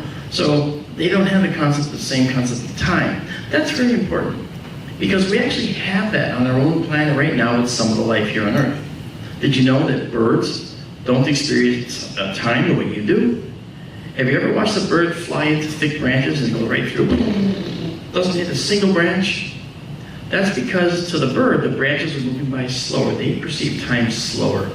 So they can whip through all these branches and land on a tiny little branch. It's like, I didn't even see him, he was a blur. Not to the bird. All right? So, experience time in different ways. That's something actually that the universe probably offers as well to other beings. So maybe other beings experience time differently as well. You know? And of course, who's that? J. Allen Hynek. I know his son, Paul. We just saw him in Contact in the Desert. So the movies, they give us these mixed messages, but they give us messages of both hope, of danger, warning, foreboding, and all kinds of things. And the question is, do the movies speak for the government, or do the movies just point out what people think? It's a combination of all of the above, right? All of them. Now, given this, the question is, why are we so visible to alien life? And we are. We stand out. We're such a visible planet to the rest of the universe. And I remember Stephen Hawking saying, we should hide. We should kind of just not raise our hand. We should sort of hide and stay out of the limelight because we're nowhere near ready to face any more advanced species out there. Well, he was right, but we've been doing it. We've been doing it for over 2 billion years. Does anybody know why? I'm also very interactive like Dave. You know, he says that. Who knows why? I'll tell you. On our planet's surface, we have life, okay? We are a pale blue dot, or as my favorite astronomer, Carl Sagan, says, we are a pale blue dot. I love that guy, he was great, okay? Cosmos, remember Cosmos? Okay? As a kid, I loved Cosmos. Wow, can't wait to be an astronomer. I had no idea what was involved. And when I found out, it was like even better. Okay, yeah, so we're a pale blue dot, and that kind of gives you a hint. And part of that hint is that when sunlight goes through our atmosphere, it hits the molecules in our atmosphere, and the particular molecules in our atmosphere scatter in the spectrum, red, orange, yellow, green, blue, indigo, and violet. It scatters this blue, indigo, and violet light in all directions, making us that pale blue dot. So that's why your daytime sky is always blue, all right? That's why sunsets are always red, because more blue light is extracted from the sunlight coming to us through more air when it's on the horizon. So it looks redder because the blue light has been taken away, okay? Well, unfortunately for us, or fortunately for us, it's oxygen. Oxygen is what makes us a pale blue dot. And so if you're an alien race worth anything at all, you're going to look for a planet that has oxygen in the atmosphere. And it's a good bet that you're looking at life in the process, because life makes oxygen in our planet. Who knows what makes life on our world? I'm going to go. Yeah, go ahead. Plankton? You got it. Martin Willis, 2 points. Makes up for the negative time. No. Yeah, plankton, phytoplankton in our oceans make the oxygen, right? And they are a mini life form, microbial life form. They make the air you breathe. Well, I just have to say, the oxygen they make, you're not gonna like this. You're actually breathing plankton poop. It's the waste product that they excrete. So let's be happy that plankton poop oxygen, because that's what's keeping us alive. Now, our oxygen levels can vary But oxygen is a very, very volatile element. As soon as it's made, it dives into the ocean sediments, it dives into the earth rocks, and bonds with compounds like iron. Okay? Too much oxygen around iron, you get rust, right? And that's 2 iron atoms and 3 oxygen, Fe2O3, 3 oxygen atoms. And incidentally, that's what happened on Mars. There used to be a lot of oxygen in the Martian atmosphere billions of years ago. And then, through some cataclysmic events, which I go into in a different lecture, Mars lost that oxygen into the crust. And it bonded with the iron compounds that are predominant in the surface of Mars and rusted Mars. That's why it's red. It rusted. Kind of simple, but true. So this oxygen turns us into a blazing blue beacon in the universe, and it can't go unnoticed by an alien species. And it happened relatively fast, around 2 billion years ago, 2.5 billion years ago. We had what's called the Great Oxidation Event. This oxygen just started showing up and filling our skies and filling our atmosphere, and we're breathing this. An alien race is going to look at the oxygen level of a planet and say, ooh, oxygen. We're carbon-based. I believe that. I'm a carbon bigot. That's right.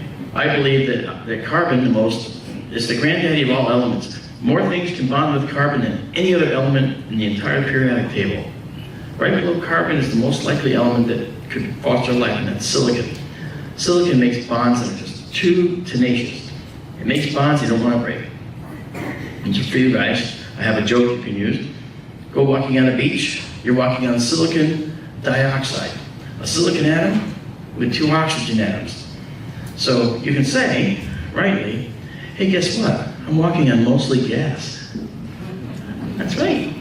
Mostly oxygen right now. Don't even have to tell them the silicon atom is much larger, but still, you know my point. So the point being that silicon dioxide is very, very hard to break apart. Okay? So it makes these tenacious bonds mostly in the crystal lattice.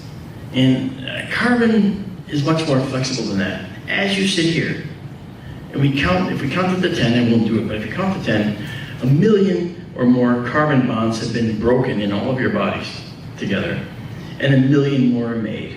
As you're sitting here, your bodies are making sugars, okay, using carbon, okay, bonding with hydrogens and oxygens, okay? So the thing that's happening is that carbon is very flexible.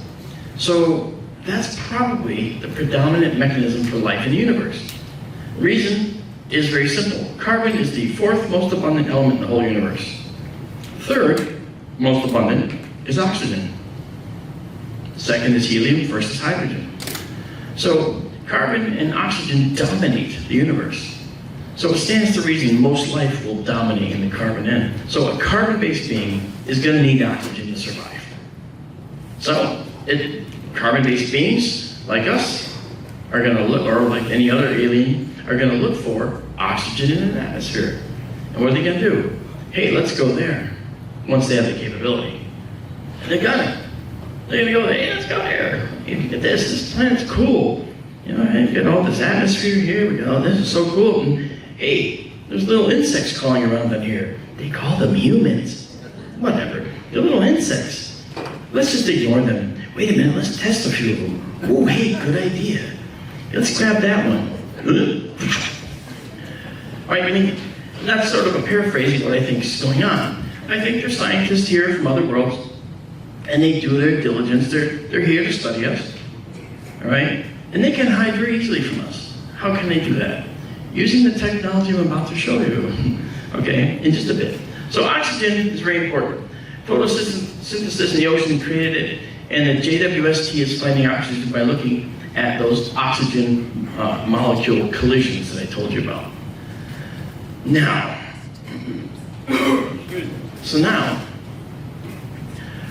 what would an alien race do to leverage technology it may understand and use to get here from very, very far away?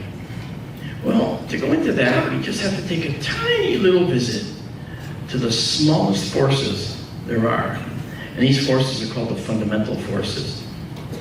We know we have all these different forces. We have the weak force, the strong force, We know we have the electromagnetic force and gravity. Now, the thing that's important to understand is that all these forces here, these first three, their purposes. The weak force is why you're here. This is how atoms can be made into atoms further on down in the periodic table. Okay? The strong force is how those atoms are held together in the nucleus. Okay? The electromagnetic force is the force that is actually light. And here's something interesting. When you look at all of these three, they fit a mold that is very convenient. They can be described as a particle, an electron, proton, and so on. Okay? I don't know. I think they should make a particle with so on. You know? And they can also be a waveform. Now that's a wave, you know, like an ocean wave. They can be described with an equation. And that's what we see. You can see that easily enough with light.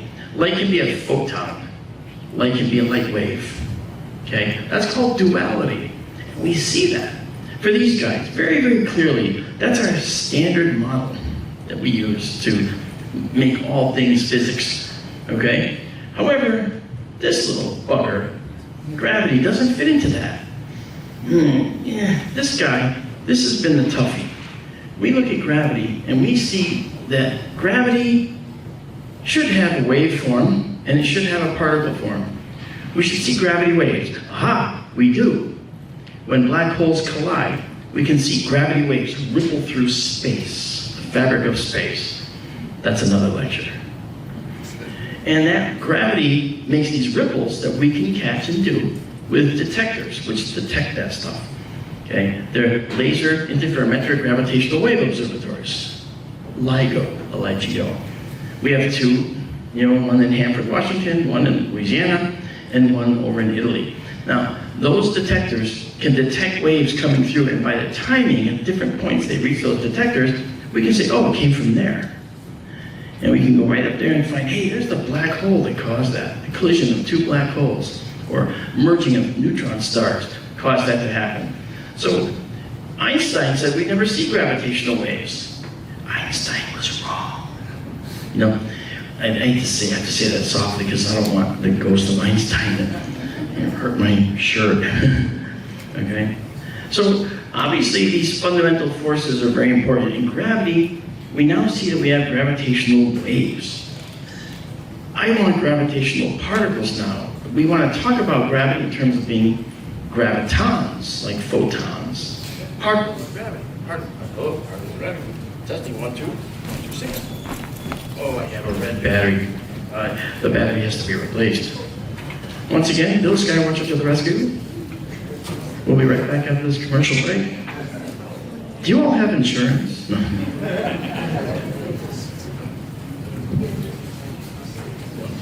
2, 1, 2.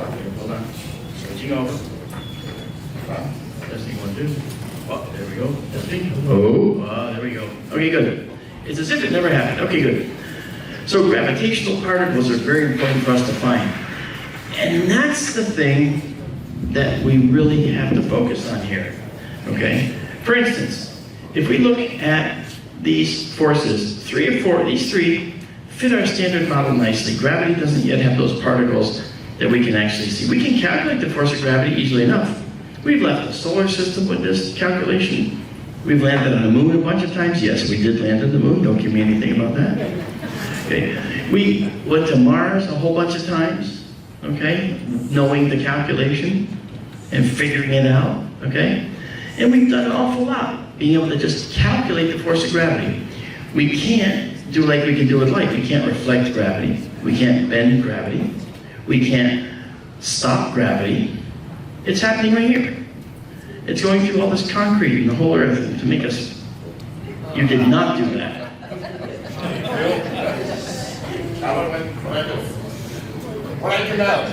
It says no input is detected. It's gravity. Gravity did this. Yeah, I don't know what it just did. Just a minute. We'll be right back after these words. I'm surprised that they actually did that. But I'll speak as well as doing that. If you don't know your stuff, if the projector dies, you should still be able to keep going, right? So, where was I? Oh yes, I was over here. There we go. All right, so, as I said, I gotta make sure this is, I hate that ringing stuff, hold on.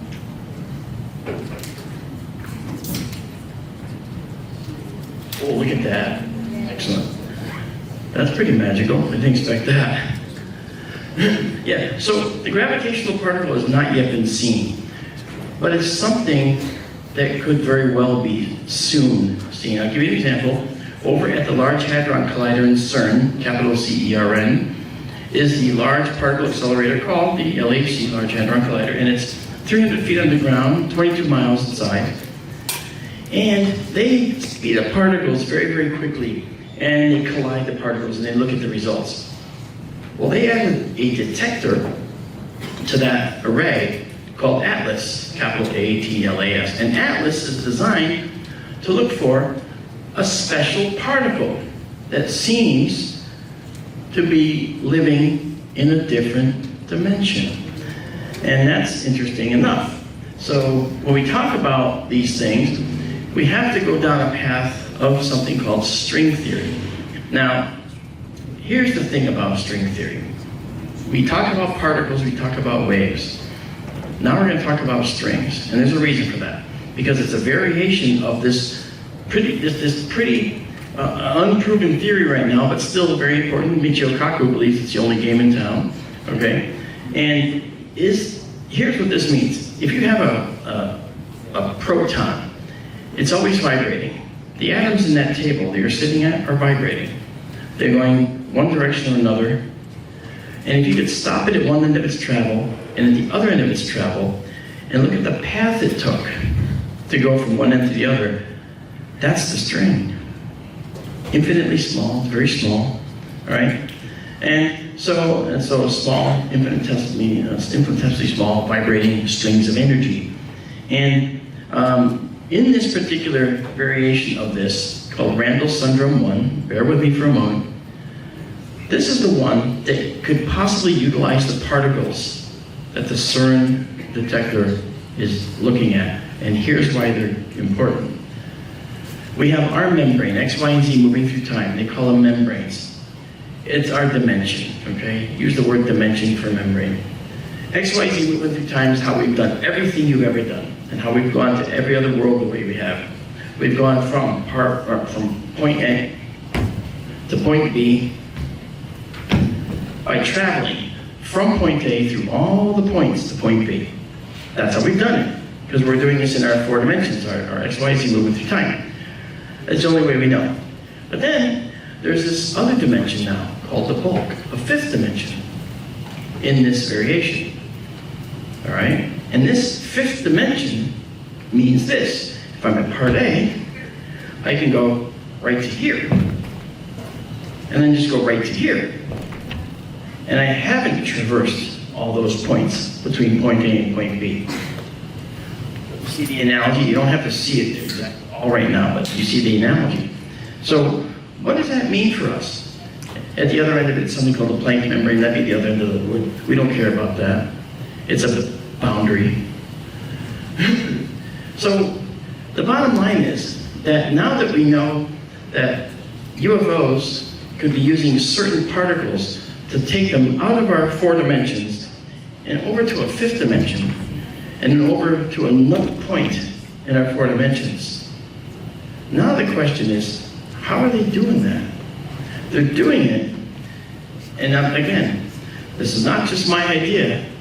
My friend Bob Schroeder wrote a book called Solving the UFO Enigma. Who has that book? Yeah, see, Martin Willis has it, of course he's got it. Okay, he knows Bob. Okay, it's a book that's not in print anymore. Now, Bob wrote a book detailing how this happens. Now, just to give you an idea, this is something that not just Mark D'Antonio believed. This is something that a lot of physicists and other astronomers are believing. One of them is prominent, and you know who he is. And he said just recently, he believes that aliens may travel interdimensionally. And that was Avi Loeb at Harvard, chair of astrophysics. I've worked with him on a few programs on CBS, blah, blah, blah. But the thing is, he doesn't say things without giving them careful consideration, and neither do I. I've been saying it for years, that this is probably the way they do that. So, when we look at UFO shapes, okay, let's just talk about their shapes, and it'll tie in everything I'm just saying. What are the shapes of UFOs? Shout one out. Saucer. Triangle. Jellyfish. No. On the jellyfish, I actually I did analysis of that, and we discovered that those were latex balloons and mylar balloons in a cluster. Yeah, Jeremy Corbell did not like that. I was talking and I worked on this analysis with a FLIR scientist, okay, and he knew all the reflectances that they give off. That's a side note, okay. Anyway, but that was cool. Thank you for that. That was neat. Yeah, no. So yeah, we have saucer, we have triangle, we have cigars, we have orbs, all that. Well, in each of those shapes, you can transcribe a circular ring. And guess what? UFOs are probably particle accelerators. Okay? All the observed effects that occur to the human body getting too close to a UFO are perfectly consistent with the radiation burns you would get from trying to get too close to a particle accelerator that's got an unprotected outer ring. That's why CERN is underground, 300 feet, okay? Because when you try to take these charged particles and steer them in a circle, do anyone know how they do it? Magnetic fields, very good. Magnetic fields. And when you try to take a charged particle and steer it in a circle using a magnetic field of sufficient power, the particles give off synchrotron radiation. And it goes out in all directions, except the direction of travel. And that synchrotron radiation you can shield if you're in the center of the ring. But if you're on the outside of the ring, you may not be able to shield that very well. And if you're an alien, you don't need to. So when people walk up to a UFO and they contact it, they get burned. How many times have you heard cases like that? Lots of cases, right? So I think they're synchrotron burns. People get patterns burned on their bodies. And what's happening is they're getting burned by the particles being dispensed from the actual UFO dispersal points where they're sending out these particles. And what are these particles? Well, again, if the particles, these objects are only 30 feet in diameter, then these particles have to be pretty powerful. And they're particles that CERN has been investigating. And they're particles that basically can bridge the gap between our 4 dimensions and a 5th dimension. And those particles, okay, like right here, we see this accelerator, okay, that's a fully shielded magnetic ring, okay? And the synchrotron issue is one we talked about that has to be taken care of, all right? They figured it out. But you would generate certain particles that actually live in that 5th dimension. And those particles are known as Kaluza-Klein gravitons. Who's heard of Kaluza-Klein theory? I bet you a couple of you might remember it if you read about it. But I'm glad that most of you haven't. You should look it up. Kaluza-Klein theory is a set of particles, Kaluza-Klein gravitons, which are 10 to the 16th times more powerful than the gravitons holding us to our chairs. Okay? And if you create these Kaluza-Klein gravitons with your accelerator, which is what your UFO is, and you dispense them around there, you surround your ship with them, a number of crazy things happen, as it turns out. Among those things is you enter the bulk, you enter that 5th dimension, because that's where they live. And if you surround your ship with them, boop, your ship is getting pulled into that 5th dimension. And by getting pulled into that 5th dimension, you now are entering a 5th dimensional area where the farther in you go, meaning the more particles you put around your ship, the smaller the universe becomes around you. It's exponentially smaller the farther you go in. It works for your ship, okay? So as you generate these particles, you go farther into this 5th dimension. So here's how that works. You travel 12 inches out here, and you go from here to here. Okay? Go into the bulk. You travel that same 12 inches. And when you come out, you'll find you've actually traveled, say, 30 feet. Because that little tiny bit is in a universe that's compressed. So that same 12 inches that you travel inside that fifth dimension, when expanded outside back to normal space, is a huge amount. So you can go from this spot to that spot just by generating particles, going into the bulk, and then popping back in. I call it a pop-out, pop-in methodology. It's pretty cool. And it's probably the only way that UFOs can actually work. So the other thing that happens here is that they generate these micro black holes, all right, around the ship. That's in the theory. It's been there since the 1900s, 1909, I think. And so these micro black holes are responsible for doing one thing. First of all, the black holes, all black holes evaporate. Did you know that? All black holes evaporate. The bigger they are, well, the longer it takes for them to evaporate. Micro black holes, they're gone in a couple of nanoseconds. Those are billions of a second. So, if you generate them, you gotta keep generating. So you have a net number of them around your ship. And if you actually put a whole bunch around your ship, you go very, very far into that bulk, that really, really exponentially compressed universe, and the farther in you go, and travel some distance, when you come out, it can become a major distance. You could go from here to the moon in probably 6 seconds, maybe less, you know. One Stanford physicist calculated that you could go from here to Alpha Centauri in 20 minutes at a leisurely pace using this process. That's cool. That's better. I could go there for lunch, right? That's better than the 10 or 12,000 years it would take us at the fastest known speed we've ever gone. You know? So that said, those micro black holes do something else. Micro black holes is probably the secret to how these UFOs work in a sense, because what they do is they eat a little bit of the light coming to you from the UFO if you're watching it.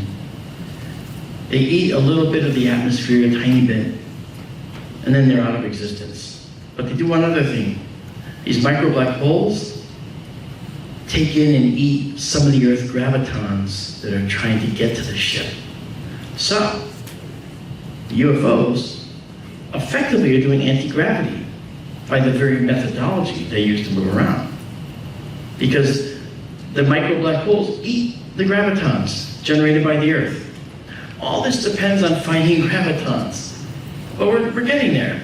We're trying to unify gravity with all these other forces, and it's not hard. It's not easy, I should say, but it's hard. And we do this specifically because it's hard. So, when we look at the UFO, the micro black holes, as I said, they decay almost immediately. And you can see the micro black holes are the black things, the KK gravitons, so a certain percentage will be micro black holes. This is supposed to be all the way around the ship. And what they do is they prevent the Earth's gravitons from getting to it. And we've seen a lot of cases where UFOs seem to sort of tumble like little leaves in the wind. They don't have any up or down.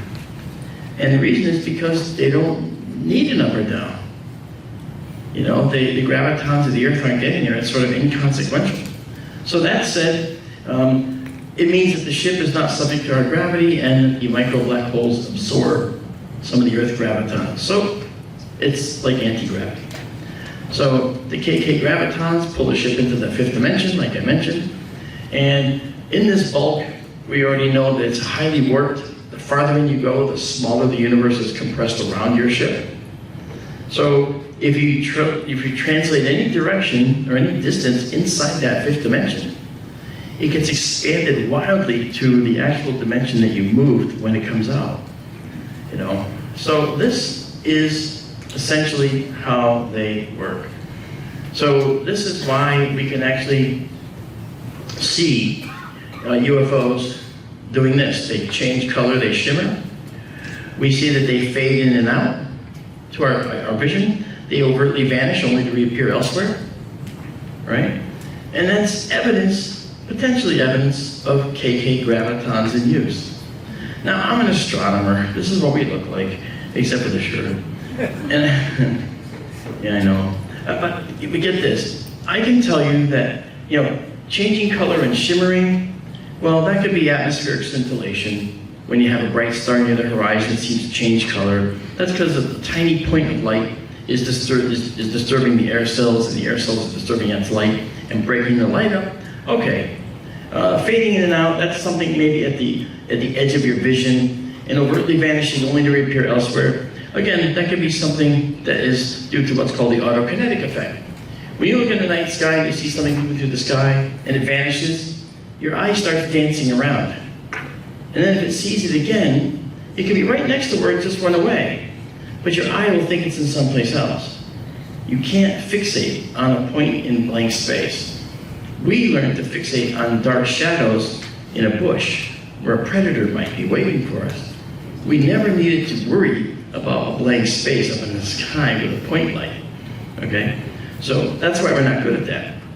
However, we also can't deny that this could be evidence of KK gravitas. And the fact that we see people getting burns when they touch a UFO, the fact that they describe UFOs as doing all these things, the fact that they're underwater. Who heard my story about the USOs, unknown submerged objects? Okay, I was on a US submarine because of my special project work I did for the Navy. They said, "Want to go on a sub?" I went, "Yeah." Who wouldn't? I regretted it almost immediately because I didn't realize the boats stay on the surface for a lot of the time as they're going out to sea, and that was getting me really sick. And I had to have dinner with the captain. Oh, food, the thought of food. Oh. I had to go see him in his wardroom, his private dining hall in his sub. Oh, that wasn't a good idea. I just felt like this isn't going to work. So I went to the doctor, or the kid that passes as a doctor on the boat, and they put a patch on my neck. This was decades ago, by the way. And the patch on my neck, I said, well, what's that going to do? Well, you know what the patch is now. But the Navy got it first, and they gave me one, and it worked. But it took time.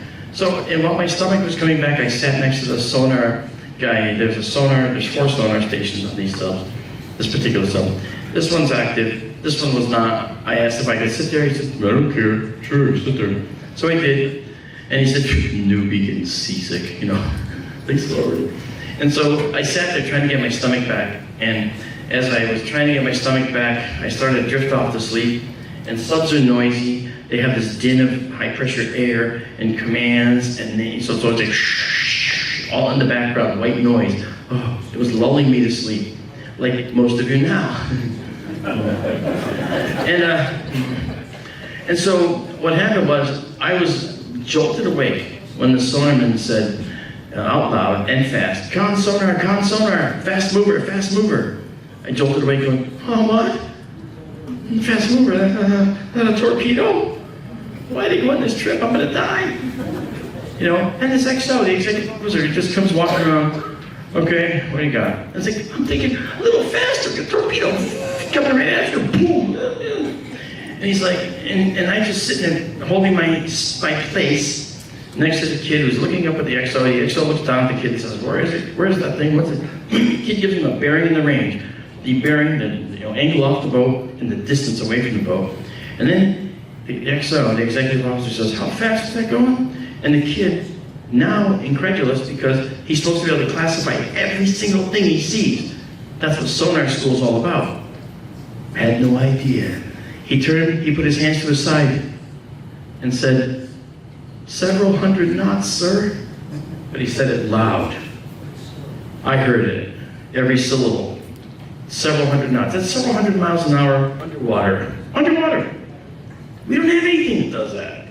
So the XO looked at the kid without missing a beat, said, okay, log it and dog it. And the kid, sir, yes, sir, and went right back to work. Now me, I'm a big shot. I was asked to be on that sub. Okay? So I said, I'm gonna get up, I'm gonna get me some answers. That's right. I think you know where this is going. So I got up, I went over to the XO, sir, I know what these fast movers are. I've got a lot of experience with them. Is there anything you can help me with? Thinking I'm gonna now become an instant member of the crew. He looks at me and says, D'Antonio, right? Sir, yes, sir. You having a good trip so far? Sir, yes, sir. Let's keep it that way. So I shrink down to my previous size. I go back and sit. Now totally, seasickness gone. I was like blown away. I just witnessed the most incredible thing ever on a US submarine. This was decades ago, by the way, like I said. Now, several years after that, I did a job for the Joint Chiefs.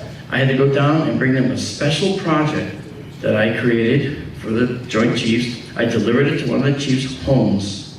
I sat with him in his living room.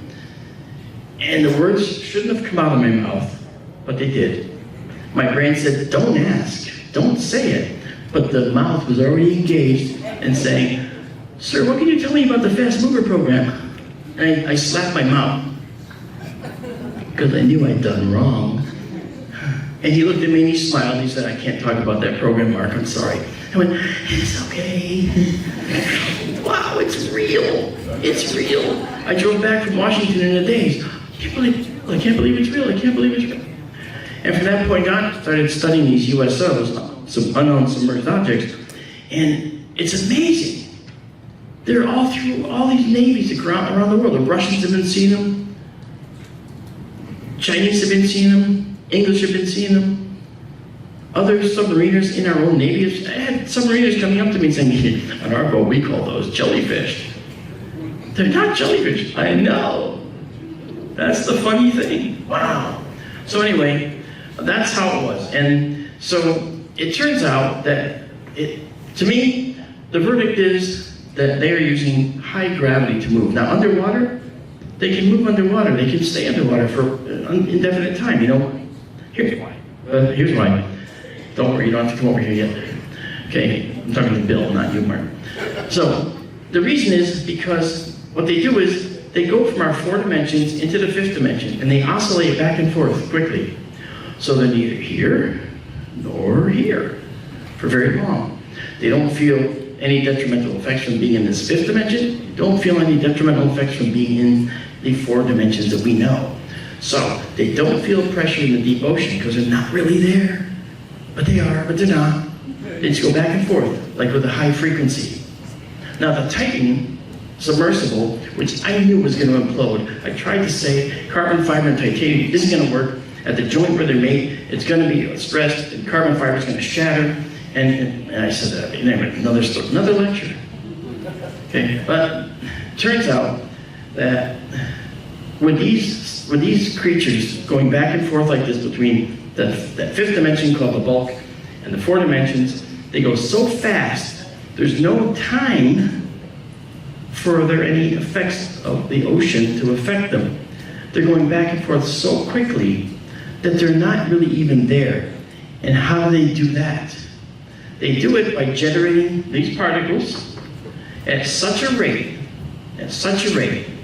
that they can just sit there, idling on the bottom of the ocean for years. How do they do it? Well, to figure out how they do it, we have to go from CERN, where the Kaluza-Klein gravitons are being investigated, over to San Francisco, over here by the window. Over in San Francisco, they're actually doing tests at Lawrence Livermore National Laboratory. And they did fusion research, they have been, and this fusion research has done something amazing. For the first time in history, here, right by the window, okay, they actually created a sustained fusion reaction for the first time. Who heard this? Okay, yeah, kind of important, very important, major milestone. No, they didn't get out more energy than they put in. No, they didn't get away with getting almost a break-even point. No, not at all. But they did create a sustained reaction. So if we can create a fusion reactor and couple it with CERN's investigation of Kaluza-Klein particles, between these 2 discoveries, if we can get a working fusion reactor, we have the means to generate those particles in a constant manner in our accelerator that is our ship. Now, they have a 30-foot diameter ship, so they learned how to make accelerators very small. Okay? So we have a long way to go. But think about that. This means that alien life can travel from very, very far away and be here in a very, very short time. Someday, I do foresee this, and some of you may actually live to see this. someone will say, yeah, hey honey, I'm going to Pluto for lunch with Bob. Yeah, we'll be back by 3. And they leave at like 11:30. They get there around 12:30, hang out, a couple hours on Pluto's moon Charon, looking at Pluto. Oh yeah, Sputnik Planitia looks great today. And then boom, they're back here. It maybe took 4 minutes to get to Pluto, and they'll leisurely jump in the 5th dimension. You know, minimal amount of energy required. So that's coming. Interstellar travel is actually on our horizon, thanks to this technology. What do you think? Pretty good, huh? I want to thank you for being part of this tonight. And I do want to offer up some last words. In the back there, we have a table called Sky Tour Livestream. Now, Marianne, who was right about in the last talk, she's actually our chief financial officer for a nonprofit. And we've opened up remote observatories. And every one of you can come out for free, online, on YouTube, and come see what we produce. We actually create images of beautiful galaxies millions of light years away and make them available to you within 30 seconds of the image being taken. All of our pictures are free, all right? So we've been teaching astronomy for years now, all free, because I think everyone has the right to learn science. So thank you guys. If you have questions, I'll take them.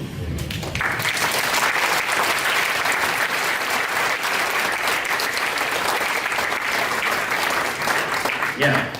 So you talked about how these UFOs could possibly sit at the bottom of the ocean for years. Yeah.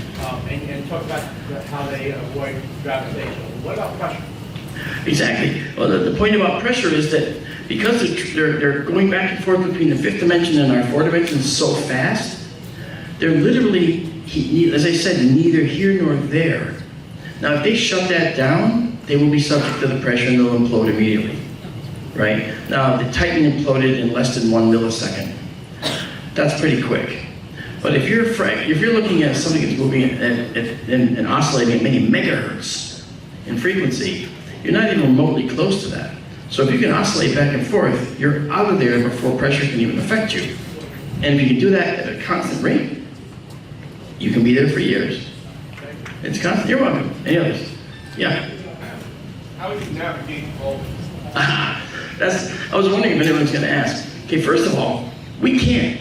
But I will tell you this: what they have, if alien races are doing this, as I suspect they are, then they're the greatest cartographers, map makers in the entire universe. They know when they leave and go into the bulk that the new entry point is something they have to understand. So the bulk is this. You navigate the bulk by actually creating these gravitons around your ship. The more you create, the farther in you go. Now your bulk is different from his bulk or her bulk when they go into the bulk. Okay? Yours is different. Yours is for you. So all you care about is that the universe is compressed from your point of view. You're not going anywhere in particular in the bulk. You're just going into a compressed universe and then traveling some distance in that location. And then when you come out, that's expanded to the full size and distance that represented. So if you go in really, really far, where what's next to you was 1 light year when you entered, and when you get all the way in, is now 10 light years in size, and you go that same distance, when you come out, you'll have traveled 10 light years, not just 1. Because the farther in you go, the smaller the universe becomes around you. So any distance you move translates to a much longer distance as you come out. That's the basic theory. See? Does that help? So we don't really navigate the bulk. We use the bulk as a stopping point. Yeah. In the cash Ranger case? Yes. Back in the 70s? You remember that case very well, yeah. Those people were damaged severely by heat. I don't think you're suggesting those were aliens, right? No, they weren't. There might have been a black project of some kind back then. So there are things that will overlap that aren't this, and that might be one of them. But in many other cases, there are cases where people have been hit with special patterns on their bodies and burns that are consistent with synchrotron radiation burns. And to this point, no one's really mentioned how that could have happened until tonight. You think that was vent waters? Vent waters? I don't know. That's a good question, though. Time for one more if you got it. Yeah. Yeah, you. As far as the USOs, the underwater, Yeah. can they hit things going in and out of those dimensions? Can they hit like a submarine or? Yes, they could. or- See, the question was, can they hit something when they go in and out? Yes, they could. And this is why they're the greatest cartographers the universe knows, because they know all those entry points. Now, they might have a way to scan the locations they want to enter in and make sure they're coming into an area that's clear. However, there's going to be water there. So when they come back, it's going to disturb the water. It's going to displace the water immediately. And guess what that shows up on? It shows up on sonar. And they see it. So when you watch one of these ships moving through the sky, it's doing these returns to our 4 dimensions. It's not moving in a line. You're getting a like color by number. You're getting spot, spot, spot, spot, spot, spot. But our cameras are recording a line. Okay? So they can go ding, ding, ding, ding, ding, ding, ding. And it looks like it went to a 90-degree turn. And we say, well, nothing could survive that. That's correct. Not even them. Okay? They're not. All that's happening for them is the scenery is changing outside their window. They're not feeling any forces at all. If this whole room was doing this, the scenery would be changing outside. We wouldn't feel anything at all. Because we were just actually part of this whole process, popping into a new location. Pretty cool. And I think we're done, but I'll let you do one more, and then I'll be done.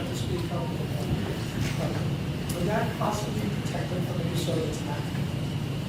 Would it be, Possible for, because of that kind of structure, would it protect it from some sort of attack? would they be protected from any sort of attack? Yeah, probably so. Asking for us to be battle of Los Angeles. Yeah, the Battle of Los Angeles, that's right. I had the privilege of examining that original footage that David Marler has. You know David. Yeah. Maybe we can talk offline. Thank you, folks. All right, give Barkley and Tony a big hand. Good job. And you can talk to him over at his table, and also Marianne and Dave over at their table over there. So we're taking about a 10-minute coffee and dessert break, and then come back for the star of the show, Nick Pope, Ancient Aliens, coming right up.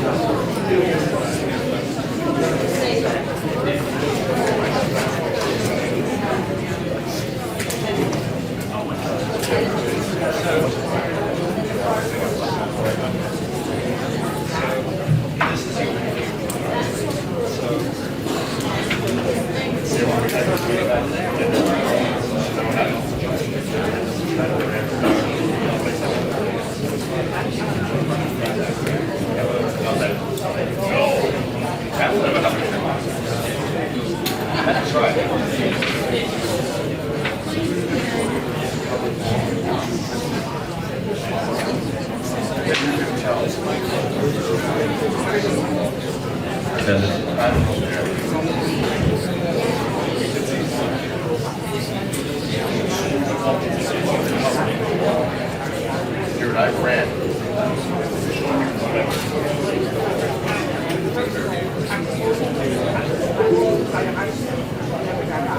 That's the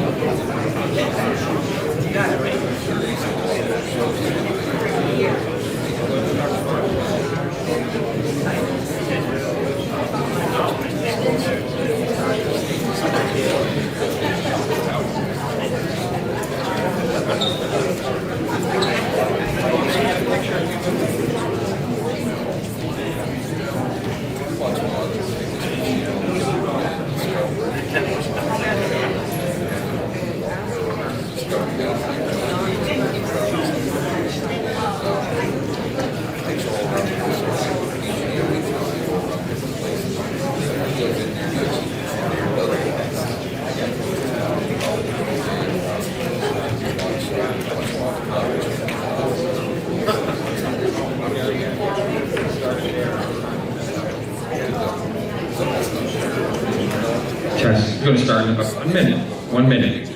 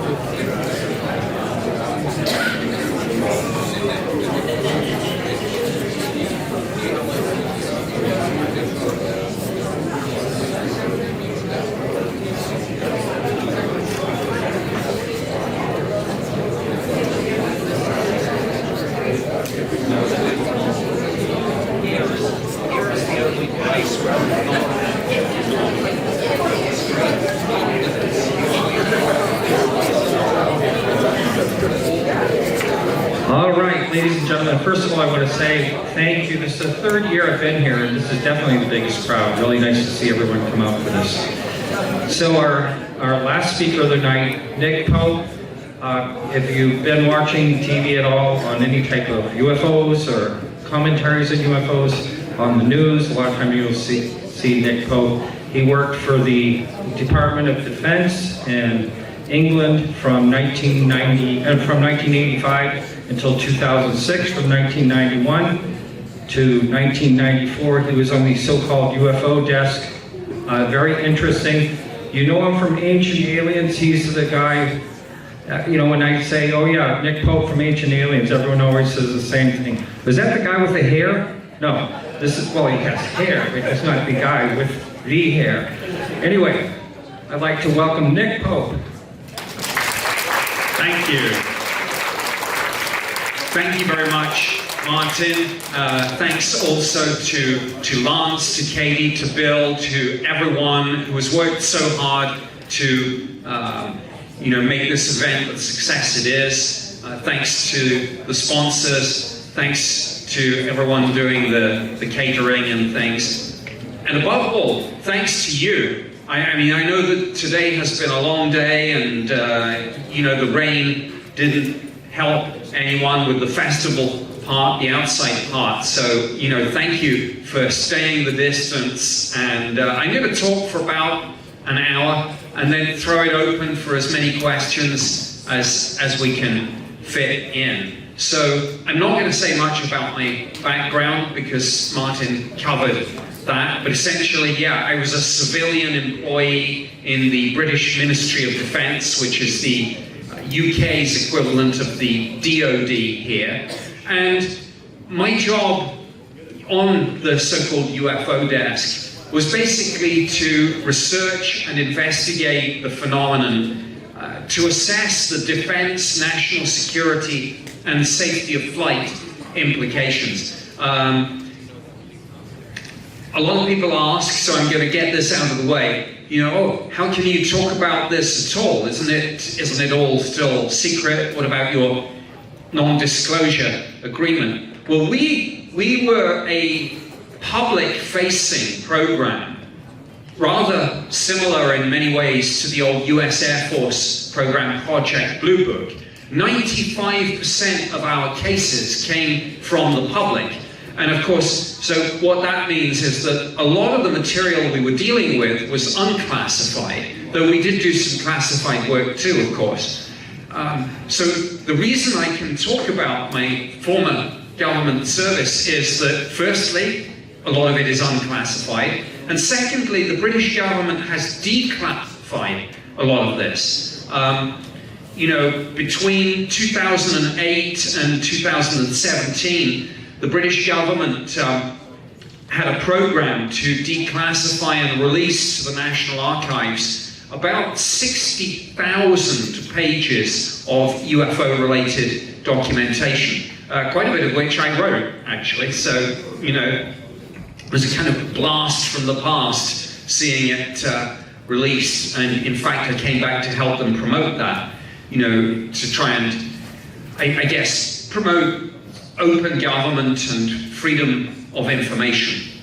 So a lot of you, people say, oh, I bet you've had a long trip over here. And I have, but not quite as long as maybe some of you think. I have lived in the United States since January 2012. I now live in Tucson in the great state of Arizona. And, love it over here. And obviously that put me on the radar of various TV producers, particularly the folks behind Ancient Aliens. And I'll just tell you a story about that. How many people here watch Ancient Aliens, the TV show? Oh yeah, great. And how many people have seen Ancient Aliens Live, the traveling stage show? Okay, I'll tell you about that in a minute for those that don't. But we were doing one of these live shows, and normally, we do the show from 7:30 through to 9. Then we have a kind of meet and greet where people kind of do a photo with us. So we very often don't get back to the hotel till 11 at night. And then early the next morning we have to, drive to the next city, do another show that evening. So, often you just get back to the hotel and go straight to bed. Well, sometimes the bar is still open, and sometimes, after a show, you feel like a sneaky beer or two. So we came back to the hotel, the bar was open somewhere or the other. I said to Giorgio Tsoukalos, the guy with the hair, do you fancy a beer? I'm gonna have a nightcap. So I was at the bar. He said, I'm just gonna get changed. I'm dressed for the stage, but I'm gonna get changed. But I'll come down and have a couple of cold ones with you. So he comes down with a baseball cap on his head, sunglasses on.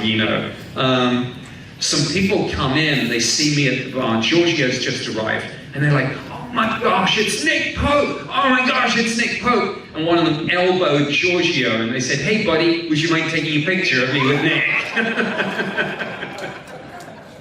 So that was one of those don't you know who I am moments, but don't you know who he is? Well, that was fun. Anyway, for those of you that don't know, we have a traveling live stage show, 90 minutes. Giorgio Tsoukalos, William Henry, Jason Martell, and myself. We used to have David Childress doing it. He stepped down. We used to have Travis Taylor from Skinwalker Ranch. His commitments at the ranch got too much, so he had to step away. So we varied the cast a little bit. But we started in May 2022. We've done about 90 shows now. We're on our summer break, but we're coming back. We've got, I think, 16 or 17 shows coming up in the fall and the winter, including some in this region, I guess. We're New York State and New Jersey. So we're going to Peekskill again, which we played before, Huntington, I think, and Red Bank. So yeah, we'll come see us. So anyway, what I want to do with my time here this evening is kind of give you almost a sort of estimate of the situation in terms of where we are now with this whole subject of UFOs, or UAP, unidentified anomalous phenomena, as we tend to call them in government, and the military and the intelligence community. And the answer to the question of where we are with this subject is, I think, further along than we have ever been. This subject in the last few years has transitioned out of the fringe and into the mainstream. Time was when, if you'd have said to people UFOs, they would have said, oh, kind of crazy conspiracy theory talk, sci-fi movies, that sort of thing. Some people still do say that, but nowadays, you're as likely to say, oh yeah, I just saw something in the newspaper about that. Or, hey, didn't Congress just have a hearing about that? Or, isn't there a whole bunch of provisions on this subject in the National Defense Authorization Act? Because that's what's happened. On December 16th, 2017, the New York Times ran a front page story revealing the existence of a shadowy program called ATIP, Advanced Aerospace Threat Identification Program, and also revealing the existence of some US Navy videos, which I'm sure you've all seen. You know, the famous Tic Tac incident. I loved the quote, by the way, from one of the pilots there, David Fravor, and when they asked him what he thought this mysterious object was, he said, "I don't know, but I want to fly one." You know, these top guns do not impress easily. So the reason he was saying that, of course, is these objects consistently display speeds, maneuvers, and acceleration, orders of magnitude above and beyond the cutting edge of our own aerospace tech, including classified black programs. And so this is not just the pilots seeing them. They are filmed, of course, on forward-looking infrared. They are tracked on military radar systems. And from time to time, as confirmed by former Director of National Intelligence and current CIA Director John Ratcliffe, from time to time they are also picked up on satellite. So this is the pilots, but also multi-sensor platform data that we have on this. And so this is really important. And so, you know, the revelation about ATIP was important because, of course, for years, the official position of the United States government was, oh, nobody's interested in UFOs anymore. Yeah, we used to have a program called Project Blue Book, but we closed it down and no one's studying it now. Turned out that was wrong. So guess what happened? A lot of people in Congress got really angry because, you know, literally the day after, or the day that New York Times article ran, the phone lines, you know, to the Defense Intelligence Agency and to the Department of Defense were burning up with angry staffers, congressional staffers, saying, hey, we get kind of questions on this from constituents. We regularly reach out for comments and we're given this standard line, there's no interest in it, no one's studying it. You've just made my boss a liar and made him look stupid. So, you know, given that you have this program, why didn't you tell us about it? And wait a minute, is there any congressional oversight of these programs? Answer, no. So what have we got now? You know, in the years that followed that New York Times article, we've had classified briefings in Congress, and we've had open public hearings. We've had periodic reports issued from the Department of Defense, who set up an organization to look at this, firstly called the UAP Task Force, headed by Jay Stratton. Second, ARROW, All Domain Anomaly Resolution Office, headed up by Sean Kirkpatrick, who's now stepped down. We've had multiple UAP provisions in every successive National Defense Authorization Act. And one of the great things about this congressional engagement, I mean, this is the mainstreaming of this subject. And that congressional engagement, it's in the Senate, it's in the House, and it's in, when you break that down, it's in the intelligence committees, it's in the armed services committees, and it's in the oversight committees, and various subcommittees, and sometimes the appropriation committees too. So there's a lot of people in Congress pushing on this. And one of the really great things about this congressional engagement is that it is completely bipartisan.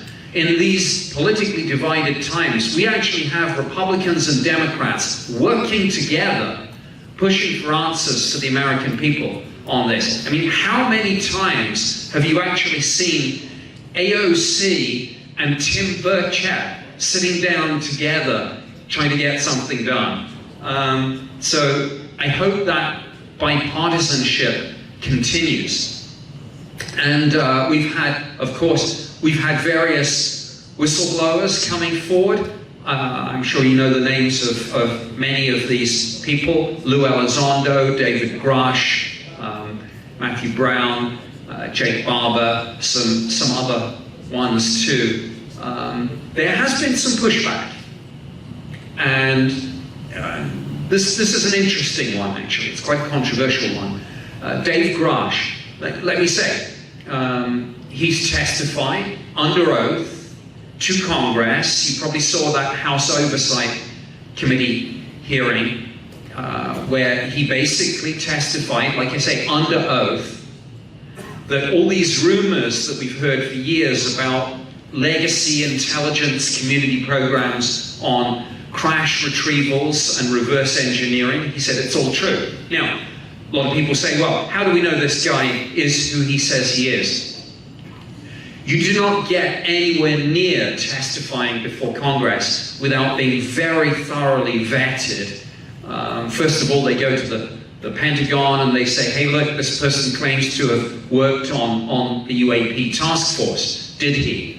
Okay, next step, can we have his military records and his intelligence community records to prove that not only was he in the military and the intelligence community, but he was actually posted to do the things that he did. And other people have to verify that. David Grush, 100% was part of the intelligence community. He was actually the person that Jay Stratton, who was director of the UAP task force, gave the job of going around to the different parts of the military and the other government departments and the intelligence community, which has 18 constituent parts. And his job was go find out who knows what.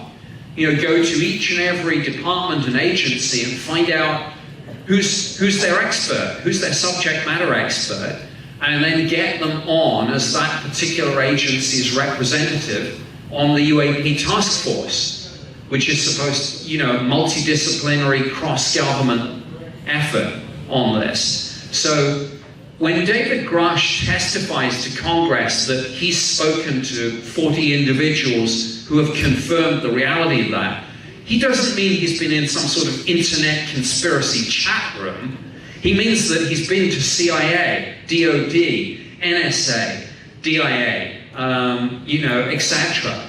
So he is who he says he is. He did what he said he did. Now, recently there has been some pushback. I call this the Empire Strikes Back. And we're seeing this a lot. But David Grush, well, here's what happened. Obviously, in the intelligence community, occasionally you want media stories out to push whatever particular agenda the intelligence community wants pushing. Sometimes they want something downplayed, sometimes they want to talk something up. Literally 4 days after David Grush testified to Congress, a kind of hit piece appeared in the media on him. And here's what happened.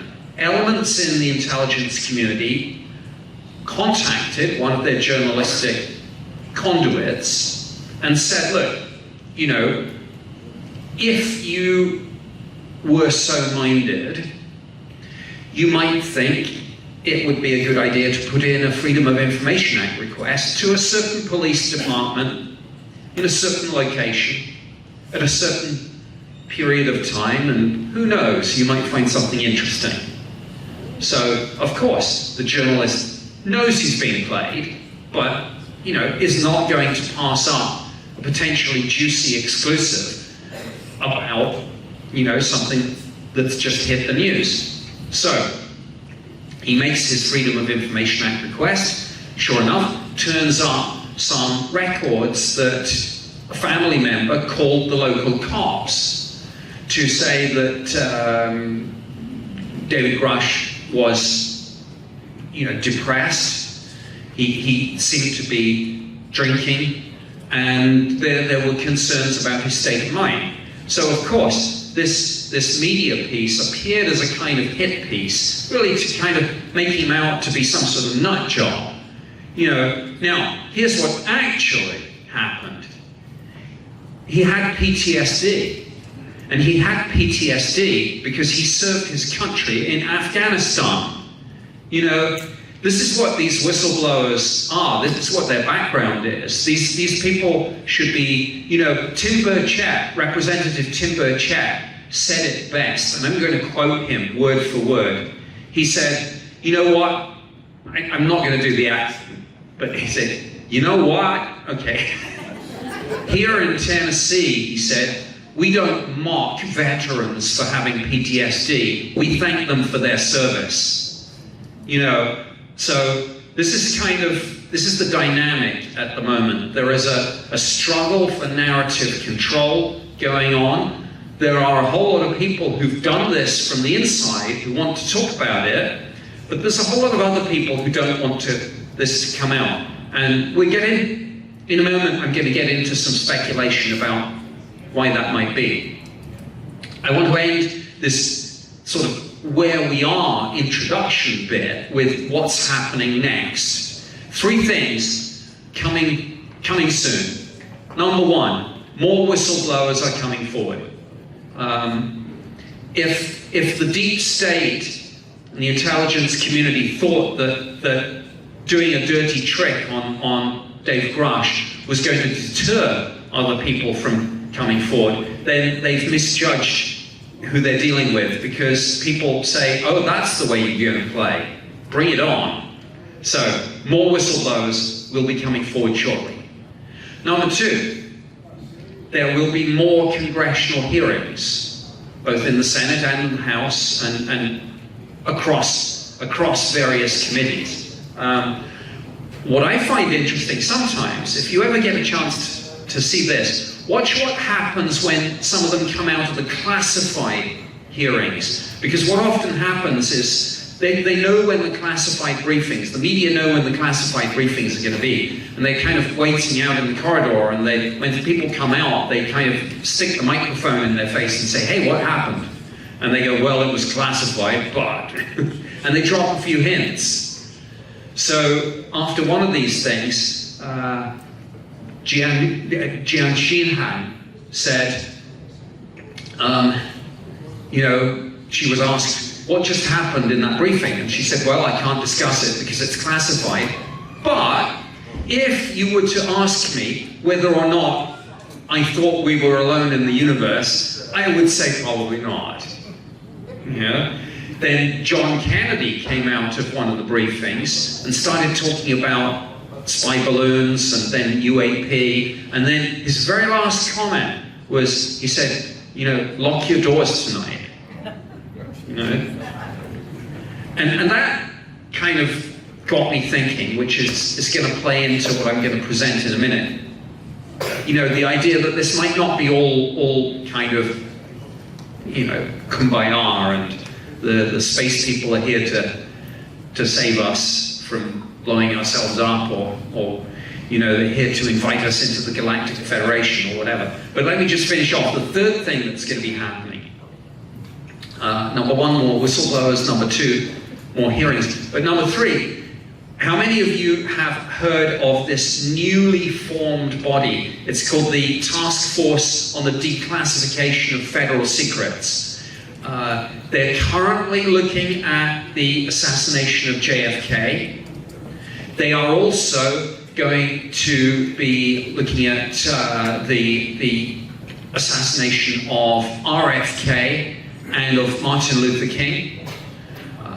They're also going to be looking at some 9/11 issues, COVID origins, the Epstein client list, good luck with that one, and guess what they're going to be looking at next? UAP, and, pertinent to what Mark just presented, USOs. Nancy Mace, who, Anna Paulina Luna, who heads this up, when she was doing the press conference, she said we're going to be looking at UAP and USOs. And so I think it was very interesting that she made a specific point of name-checking USOs as all this. And so that's, I think, something to watch. Now, John Kennedy's kind of cryptic remark, "Lock your doors tonight." You know, the central belief of many people in the UFO community is that not only is there an extraterrestrial presence, although I'm going to modify that, because one of the things that David Grush introduced into the lexicon here is that he deliberately did not use the term extraterrestrial or alien. He used the phrase non-human intelligence, NHI. And amazingly, that term was then used in an amendment to the National Defense Authorization Act. In the end, it didn't get into the bill, but the amendment mentioned the phrase NHI 24 times. And this is, you know, what the Senate Majority Leader then at the time, Chuck Schumer, and Senator Mike Rounds actually wanted in the legislation. It didn't get in for a number of reasons, but non-human intelligence.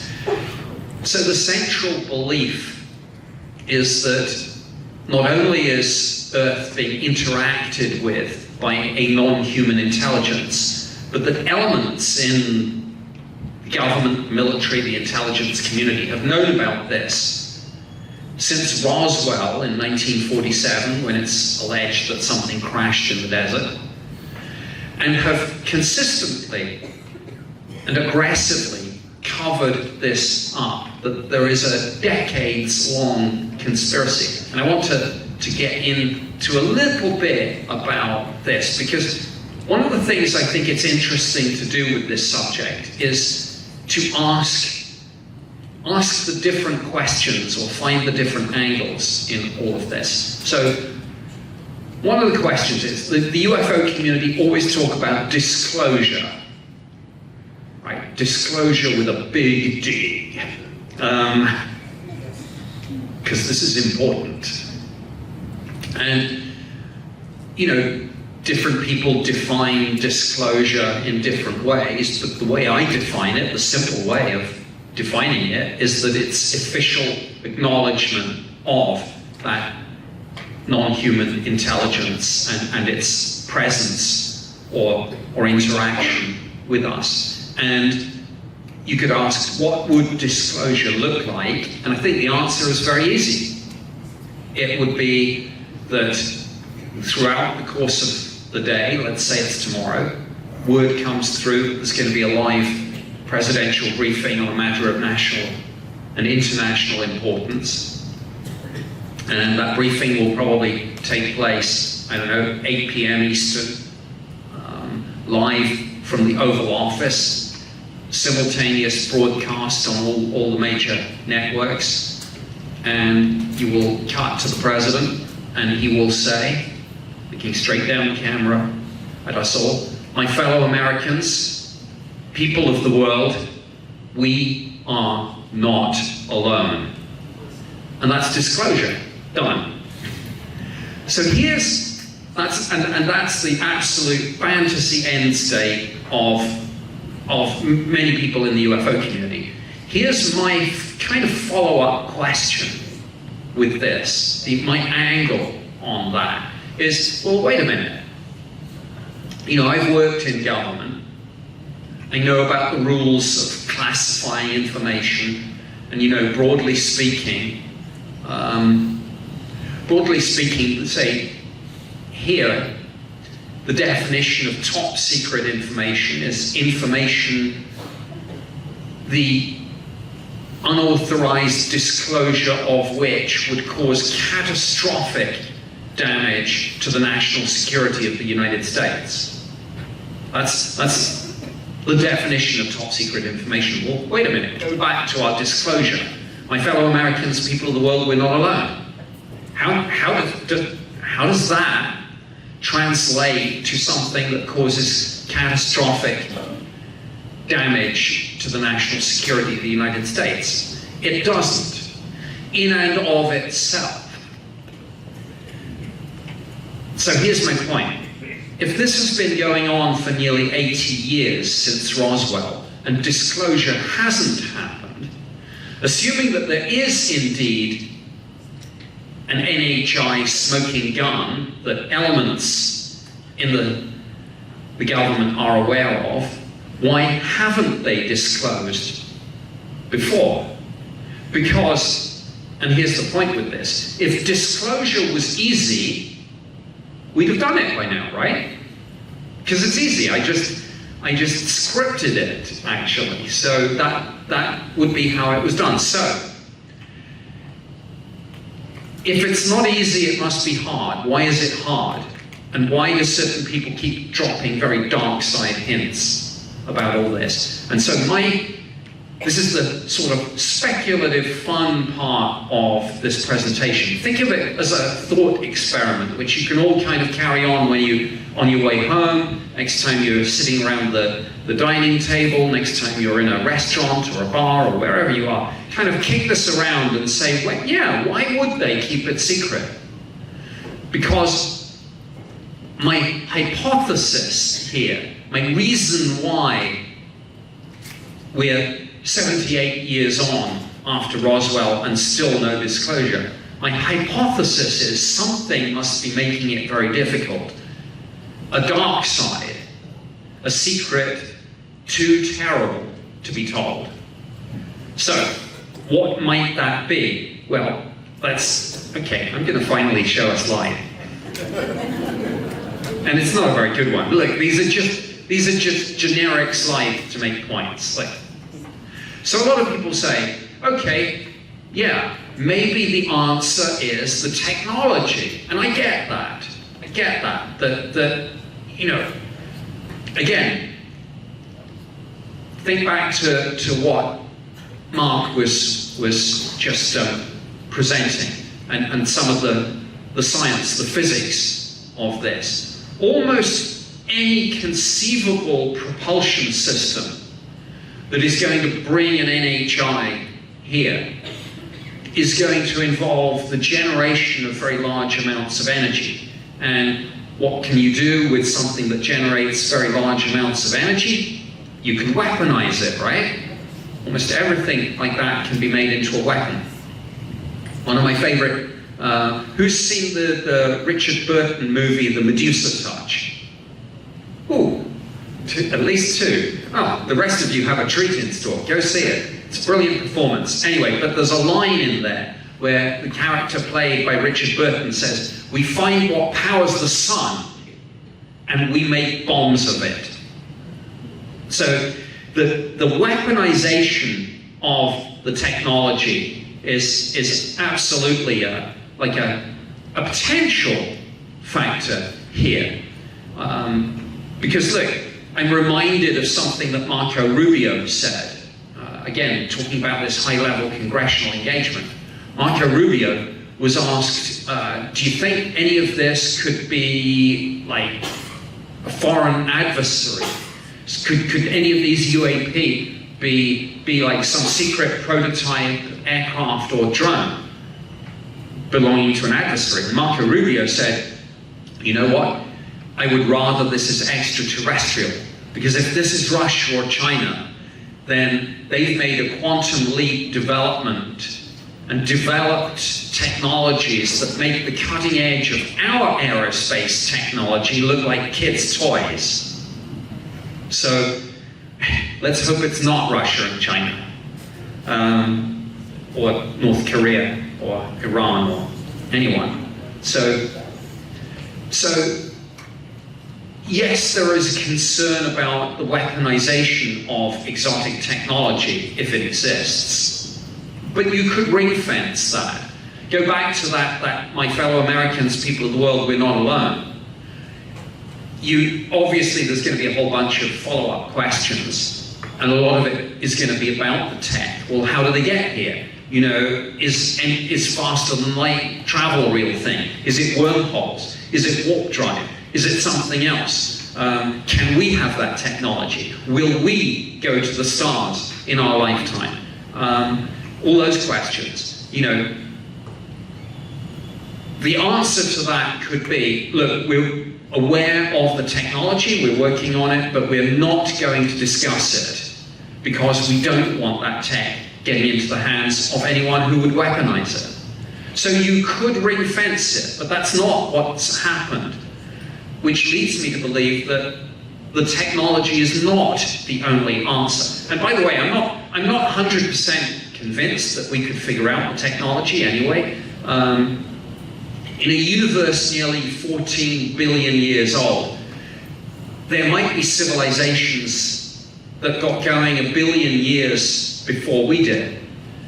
And what would that kind of civilization look like? What would their understanding of science and what would their consequent, you know, development of technologies and engineering those technologies look like? To steal a quote from Arthur C. Clarke, any sufficiently advanced technology is indistinguishable from magic. I mean, imagine, most of you have probably got in your pockets or in your purses or bags or whatever, a smartphone, right? Imagine somehow you could send your smartphone 20 years back in time to Apple or whoever. You know, the engineers would be like, wow, an iPhone 17 or whatever we're on now. This is like amazing. But they'd kind of be able to figure out how it worked. You know, they'd take it apart, they'd get their best people on it, they'd probably be able to make it, they'd certainly know what it was. But then, now imagine you sent your smartphone 50 years back in time. And it's much harder. 100 years? Forget it. 10,000 years? Well, it's just a flat, shiny magic rock, right? So, you know, if we have acquired the technology of a non-human intelligence, unless they are actively helping us understand it, it might be beyond our grasp. Because I always think, you know, there's a kind of maybe 50-year window where you could figure out the tech, using my smartphone example, maybe, I don't know, 20, 30, 40, 50 years, that if you're that far behind, you could just about figure out what it is and maybe make them, but anything else, you know. And yet, you know, we've come from horse and buggy and sail ship to stealth fighter and space probe in, what, a couple of 100 years? So again, what might a civilization 1 billion years ahead of us look like? We wouldn't understand how that technology works. We probably wouldn't know what half of it even was. You know, it would be like trying to explain quantum physics to chimpanzees, only this time we're the chimpanzees. So, I don't think it's just the tech. If there is a dark side that makes disclosure difficult, the secret too terrible to be told, I think it must be something else. So what might it be? I think, you know, we looked at the whole UFO phenomenon, and obviously we kind of think UFOs are out there, but then you have the whole all kind of abduction, encounter kind of narrative that many people believe that they've been interacted with by these entities, and that you know, this theories vary a little bit. Some sort of breeding program, hybridization. You know, there's a zillion different theories. But the point is that for every, you know, there are sightings of UFOs up there, but there's also down here. And do we really think that if we are being interacted by a non-human intelligence with technologies potentially 1 billion years ahead of us, do we really think that they wouldn't somehow, it's a fun one, that they wouldn't somehow be able to kind of walk among us unseen. Well, that one, I guess, is seen. How many of you have seen that movie, They Live? That sci-fi movie? Yeah, it's not a sci-fi movie, it's a documentary, but yeah, anyway. Do we really think that advanced civilizations that can travel between the stars couldn't find a way to walk among us unseen, infiltrate, take over if they wanted? You know, it's my hope that that's not what they want.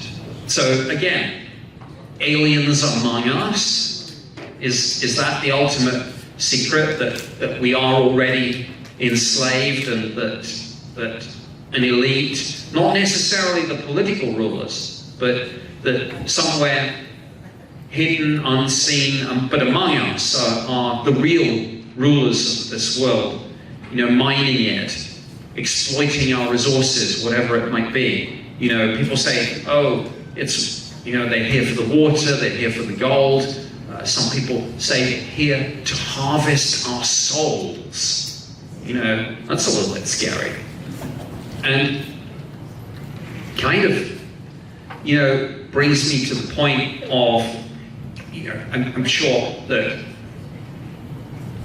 how many of you are following the developments of AI quite closely at the moment? Because I know I am. And isn't it amazing how quickly it's like evolving? Do you remember, probably no more than 6 or 12 months ago, when people sort of started using prompts to generate AI images, and you used to kind of laugh and go, you know, oh look, that person's got three feet or something, you know, and now you get videos and images which are almost indistinguishable from reality. And in 2010, I attended 2 Royal Society discussion meetings back when I lived in the UK. The first was called The Detection of Extraterrestrial Life and the Consequences for Science and Society. The second one was called Towards a Societal Agenda on Extraterrestrial Life. And these were multidisciplinary gatherings, not just astronomers, cosmologists, astrophysicists, but biologists, chemists, anthropologists, theologians, psychologists, talking about the societal impact of first contact. Because, make no mistake about it, the day we do get, however it unfolds, first contact, disclosure, whatever it is, our world will change forever. You will remember. You will remember the day, you know, you will remember what you were doing when you heard that my fellow Americans, people of the world, we're not alone. You know, were you at home with your family? Were you in Times Square, you know, watching it with crowds of astonished people? Or, you know, and you will remember your lives before, and you will remember your lives after. And every aspect of human knowledge and experience will be deeply, profoundly, and irrevocably changed by this. Politics, religion, science, technology, the economy, philosophy, arts and entertainment, everything will change forever. And it could go good, or it could go not so good, which again brings me to this idea of a potential dark side. But you know, one of the people at this one of the discussion meetings was NASA's former chief historian, Stephen Dick, and he used a phrase which I will remember for the rest of my life, because I think it was very prophetic. He said, we may be living in a largely post-biological universe populated largely by immortal thinking machines. And if that sounds far-fetched, I ask you all, are we not on the verge if indeed it hasn't happened already, of creating new life. You know, we are looking for a non-human intelligence. Wouldn't the ultimate irony be that we're just about to create one, and it's just about to go sentient? And look, I know this is philosophy, and how could you ever tell if our AI systems became self-aware? My answer is actually it doesn't matter. And that may sound kind of counterintuitive, but here's what I mean by that. If our AI systems get to the point, and I think it's getting close. If it gets to the point where you can't tell whether it's sentient or not, does it even matter? Because perfect mimicry of sentience is arguably indistinguishable from sentience. So in the end, it doesn't matter whether it is or isn't. It's what it does. It's what it does that actually matters. And what it does, again, could be deeply and profoundly world-changing in either a good way or a bad way. I mean, the good way is that it will immediately start to solve all of our major unsolved problems in mathematics, physics, computer science. Then it will start to use that to solve real-world problems, poverty, disease, whether it's unlimited, kind of clean, very, very cheap energy. I don't like the phrase free energy, but nothing's free. But unlimited, cheap energy, salination of the oceans to give millions of people access to clean, drinkable water. Cures for all sorts of diseases, and AI is starting to work on some of these things already. Of course, going through all the different chemical combinations of things, for various diseases. Then we throw in gene editing and all sorts of things. It's a new world if you can take it. And that's the good outcome. The bad outcome, well, you've all seen the Terminator movie, right? That's the bad outcome. So, is that the secret too terrible to be told? That there aren't really many or even any biologicals out there. It's all a machine and AI dominated universe, and that when they come here, they're not going to ask to, it's not going to be take me to your leader. It's just going to be interfacing with our best AI systems and integrating with them. And they're not going to be interested in us biologics. In fact, they might regard us as getting rid of us as like pest control. Or could it be simulation theory? The idea that reality, as we perceive it, the observable universe, is just an illusion. We're all just in a computer program. And, again, people say, oh, that's crazy, no one believes that. Yes, they do, absolutely. And at least a couple of well-known Silicon Valley tech billionaires, whose names everyone knows, totally favor this theory. But here's where it gets kind of interesting and a little bit scary.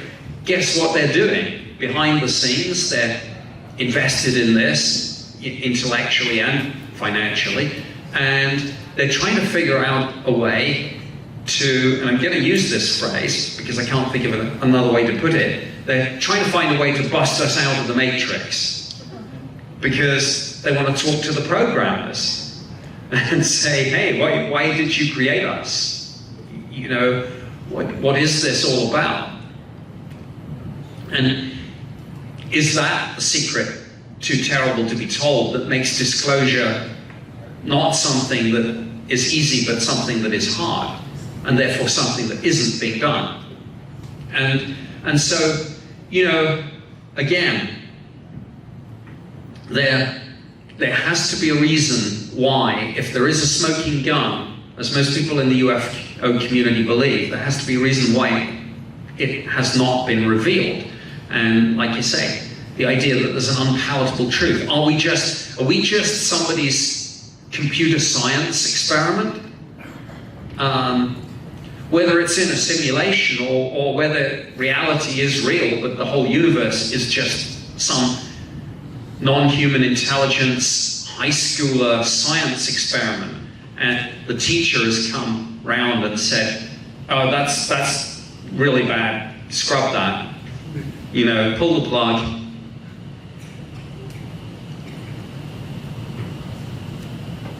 What if it's, again, Dave Grush used the phrase non-human intelligence to leave open other theories. What if it's time travel?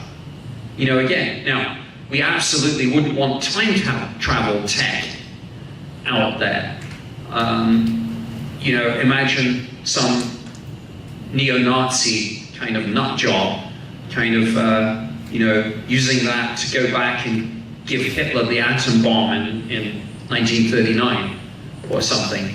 So, again, you know, is this all real, but is it something else? Not aliens, where you could say, hey, we've discovered extraterrestrial life, but is it us from the future? In which case, why are they coming back? Is the secret too terrible to be told? Something in our future? And something that they are needing to fix to save that future or to change that future? You know, again, speculation, but I want you to have some fun with this. Like I say, it's a thought experiment. Ask yourselves what that secret too terrible to be told might be. Maybe it's something that I present here. Maybe you've got your own ideas. This is a scary one. It's one time Lou Elizondo was trying to get somebody in the Pentagon at much senior level to put some more resources into this. And the person kind of looked at him and said, son, go home, read your Bible. There is a faction in the United States government, military, intelligence community, same in the UK. There is a faction that thinks this is demonic. And they have a number of reasons for believing this. I don't have time to get into it, but there are very strong connections between interest in the occult and the paranormal and the intelligence community. Jack Parsons, Aleister Crowley. I don't have time to get into the who's and whats, but for those of you who know the names, you'll know what I mean. I saw some hands up there, and for those that don't, go check them out. Jack Parsons, Aleister Crowley. And there's a passage in the Bible, in the book of Ephesians, and this is one of the reasons why this faction thinks that UAP is demonic. And in the book of Ephesians, there's a quote where it describes Satan as being, quote, the prince of the power of the air. And on the basis of that, for decades, this group, faction, has believed that UAP is demonic. And therefore they say don't engage with it, because if you engage with it, you feed it by giving energy to it. Like a number of kind of paranormal entities that exist on fear. You know, so demons, unclean spirits, whatever you call them, they feed on our fear, and you shouldn't engage with them. So again, the dark side of this might be demonic, according to, not me, I'm just putting these theories out there, according to some very senior people in the government. And here's something else. Again, very interesting kind of thing that I do sometimes is I look for connections. 3 people who were very prominent in the UFO community and the alien abduction research community, 3 very influential people, all did a really interesting little pivot. John Mack, professor of psychiatry at Harvard Medical School. Robert Bigelow, billionaire. He actually got the ATIP contract, which was called ORSAT, from the US government, and actually did some of this work, looking at not only UAP, but also some of the paranormal phenomena witnessed at places like Skinwalker Ranch. And some of the people who've witnessed this, you know, it's not just the ranch hands and all of that. It's people like James Lukatsky, who used to be in the DIA. It's people like Jay Stratton, who headed up the UAP task force. They have been to Skinwalker Ranch. They have had paranormal experiences, and sometimes they have described these paranormal experiences as being quite dark side. Hitchhiker effect, they call it, an attachment, something malevolent attaches itself to you. You go to the ranch, you go home, and you bring something back with you. You know, I've been to the ranch, that didn't happen to me, but you know, I've discussed it with some of the people that I mentioned. So, again, John Mack, Robert Bigelow, Leslie Kean. Leslie Kean is one of the 3 journalists who broke the story of ATIP and the US Navy videos in the New York Times. She also just happens to come from a very powerful and influential political family, actually with their power base not too far from here. Leslie Kean's uncle is Thomas Kean, who chaired the 9/11 Commission. How many people knew that? You know, it's all about finding these connections, joining the dots. All 3 of these people did a really interesting pivot, like I say. They started off looking at UFOs and alien abductions, and then they kind of stopped, and they flipped and looked at what happens after we die, the survival issue. So, another potential dark side of all of this is the idea that NHI and UAP, it has something to do with death and where we go when we die. And this is just a little bit far out there. I want to push the boundaries this evening. But if you look at the skull, what's the first thing you notice about it? The big eye sockets, right? The eye sockets. You know, and then you look at the image that you see of these alien greys. It's kind of the same thing. Well, there's kind of a connection. The greys, death, demons. You know, does all of this have something to do with what happens after we die? And if that's the ultimate secret of UAP and non-human intelligence, is that the secret too terrible to be told that stops the government disclosing? Because you can say, my fellow Americans, people of the world, we're not alone, but you can't do this and say it's something coming back from the other side, and elements of it might be malevolent, and they might want something from us, or be taking something from us. So this is the idea of a secret too terrible to be told, that it might have something to do with death. And you know, people talk about, when I go to UFO conferences, I sometimes see some of the other speakers come out and they kind of get the crowd fired up, and they come out and they're like, are you ready for disclosure? Are you ready? And everyone's like, yeah, bring it on. And I'm saying, wait a minute, hold on. Just hold on. Not so fast. You know, we don't know what it is.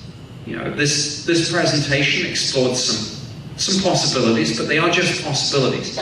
But ultimately, it's like a locked room. You know, and if you have a locked door and you know that there's something incredibly powerful behind it, but you don't know what it is, do you unlock the door and let it in? Or do you think, well, wait a minute, you know, shouldn't we satisfy ourselves first that it's not going to wipe us out or steal our souls or whatever it is, if there's a dark side? So it's like, you know, if at 3 o'clock in the morning there's a loud banging on your door, you don't just open it, right? You think very, very carefully before you let someone in. And that's really what I'm saying with UAP and non-human intelligence, that we need to think very, very carefully. And people say to me, and this is, I'm going to make this my last point before I take some questions. So people say to me, but Nick, we can handle it. We can handle it. Well, ask yourself this. Just imagine people say that there's a group of gatekeepers keeping the secret, maintaining the cover-up, orchestrating the conspiracy, and they variously say it's MJ12, Majestic 12, whatever it might be called. But, let's suppose for a moment that's real. And let's suppose they're having their annual general meeting, because even MJ12 would kind of be a bureaucracy, right? It would do it like a government committee. Let's suppose they're all sitting around the table and someone says, come on, it's been nearly 80 years, let's just disclose and we'll go home. And someone says, yeah, I think people are ready for it. And then someone a little bit more cautious says, well, wait a minute. Do we have, if you go to a UFO conference and say, are you ready for disclosure? Of course, everyone's going to go, yay, bring it on. But do we have any kind of real-world model? That's not a representative sample. Do we have any real-world model for how it might go down? And you might think, well, of course we don't. How could we? It's never happened before. And then the wise but cautious person sitting around that MJ12 meeting will say, but wait a minute. Of course, its disclosure can only ever happen once, so it hasn't happened before, so we don't have like a blueprint for it. But do we have something else? Can we think back a few years? Have we had anything else that came suddenly and unexpectedly from left field and upended all our lives? And then someone will go, yeah, actually, wait, COVID.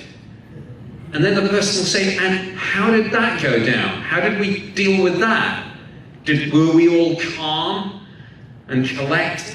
Or did we descend into a sort of hysteria where we were screaming at each other for vaccines and masks and lockdowns, and families were pitted against families, friends against friends, work colleagues against work colleagues, and the whole world lost its collective mind?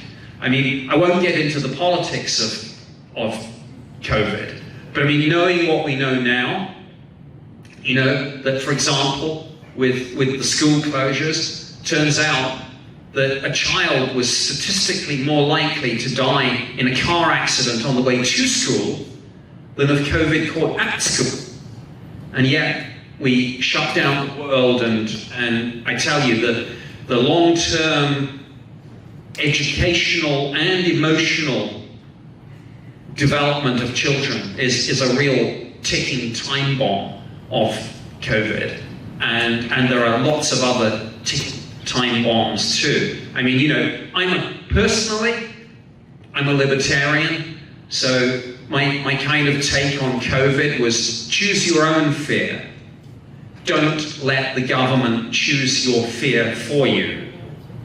And yet, we all lost our collective minds, or a lot of us did, and we shut down the world. And here's another point which is relevant to the whole UAP point. Some people say, oh, UFOs, it's just a crazy conspiracy theory. Do you remember how in the early days of the pandemic that certain kind of words and phrases were verboten. You know, you couldn't say Sweden or natural immunity without getting cancelled or deplatformed or shadow banned on social media. And you certainly, the two words you could never say were lab leak. Because then you were just some kind of crazy conspiracy theory nut job, right? Wait a minute. If you now go on to the website of the Office of the Director of National Intelligence, you'll find that actually the intelligence community, I mean the official position of the US government is now that it was a lab leak.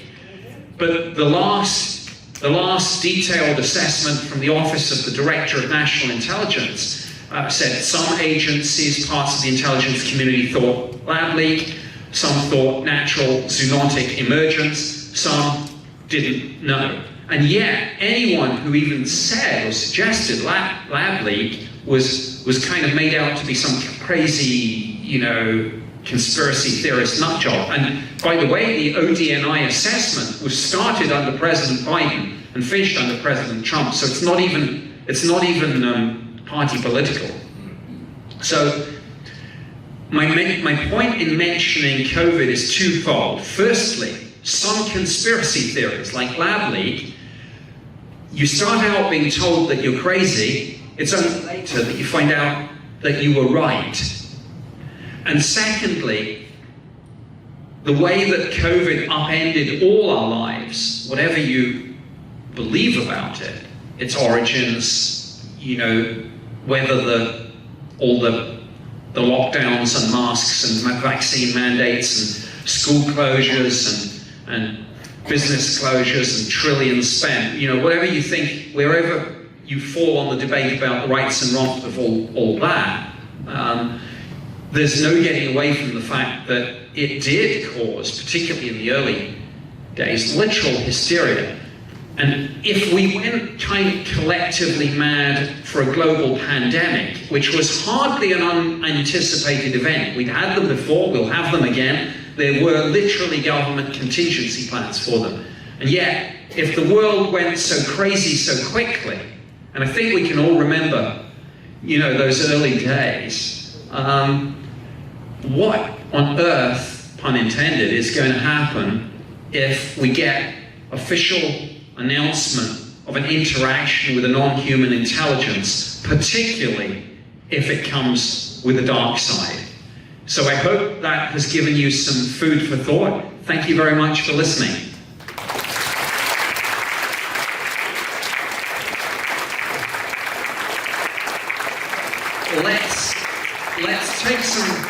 Let's take some questions, and just a quick request, so as to be respectful to other people and get in as many questions as possible. Please do try and keep them reasonably short and actual questions, not long kind of position statements, fascinating though they might be. So let's start over there. Hi, Dick. Thank you for that presentation. Wondering quickly what your opinion was of the drone incursions that began in the UK over the RAF bases last December. Yeah, the drone incursions are very interesting, and yes, absolutely, they took place over Royal Air Force bases in the United Kingdom. There were also, of course, incursions over military bases in Germany, Scandinavia, and of course, I can't be up in this part of the country without mentioning the whole wave of sightings, you know, in New Jersey, but also upstate New York. Like the whole UFO and UAP mystery more generally, I don't think there's a single answer that's going to solve all of this. I think there are different things going on. Some of what was seen absolutely was just hobbyist drones, and some was just throw in a bit of mass hysteria as the mainstream media kind of engaged on this, and people were literally misidentifying aircraft lights and bright stars and satellites. But clearly that's not everything. The State Department did give a journalist on the New York Times an unattributable briefing where they said it is our conclusion that some of that British and German incursion is an adversary.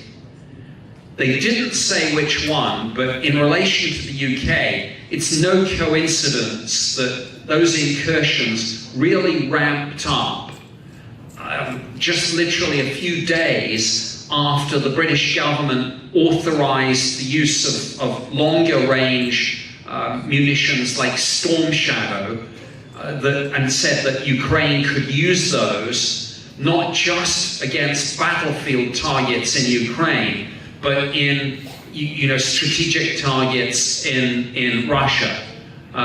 So in the Kursk salient, for example. So I think clearly some of it is Russia, but some of it may be something else, something truly anomalous.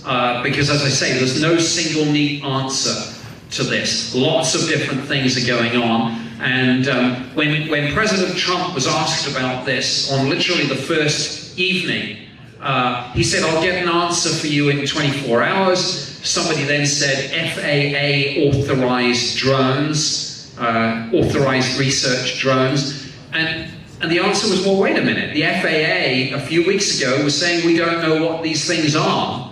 And now we're being told that, oh, the FAA authorized that. Something doesn't quite add up. So we have not yet got the full story on the drone incursions, whether it's Germany, UK, US, or wherever.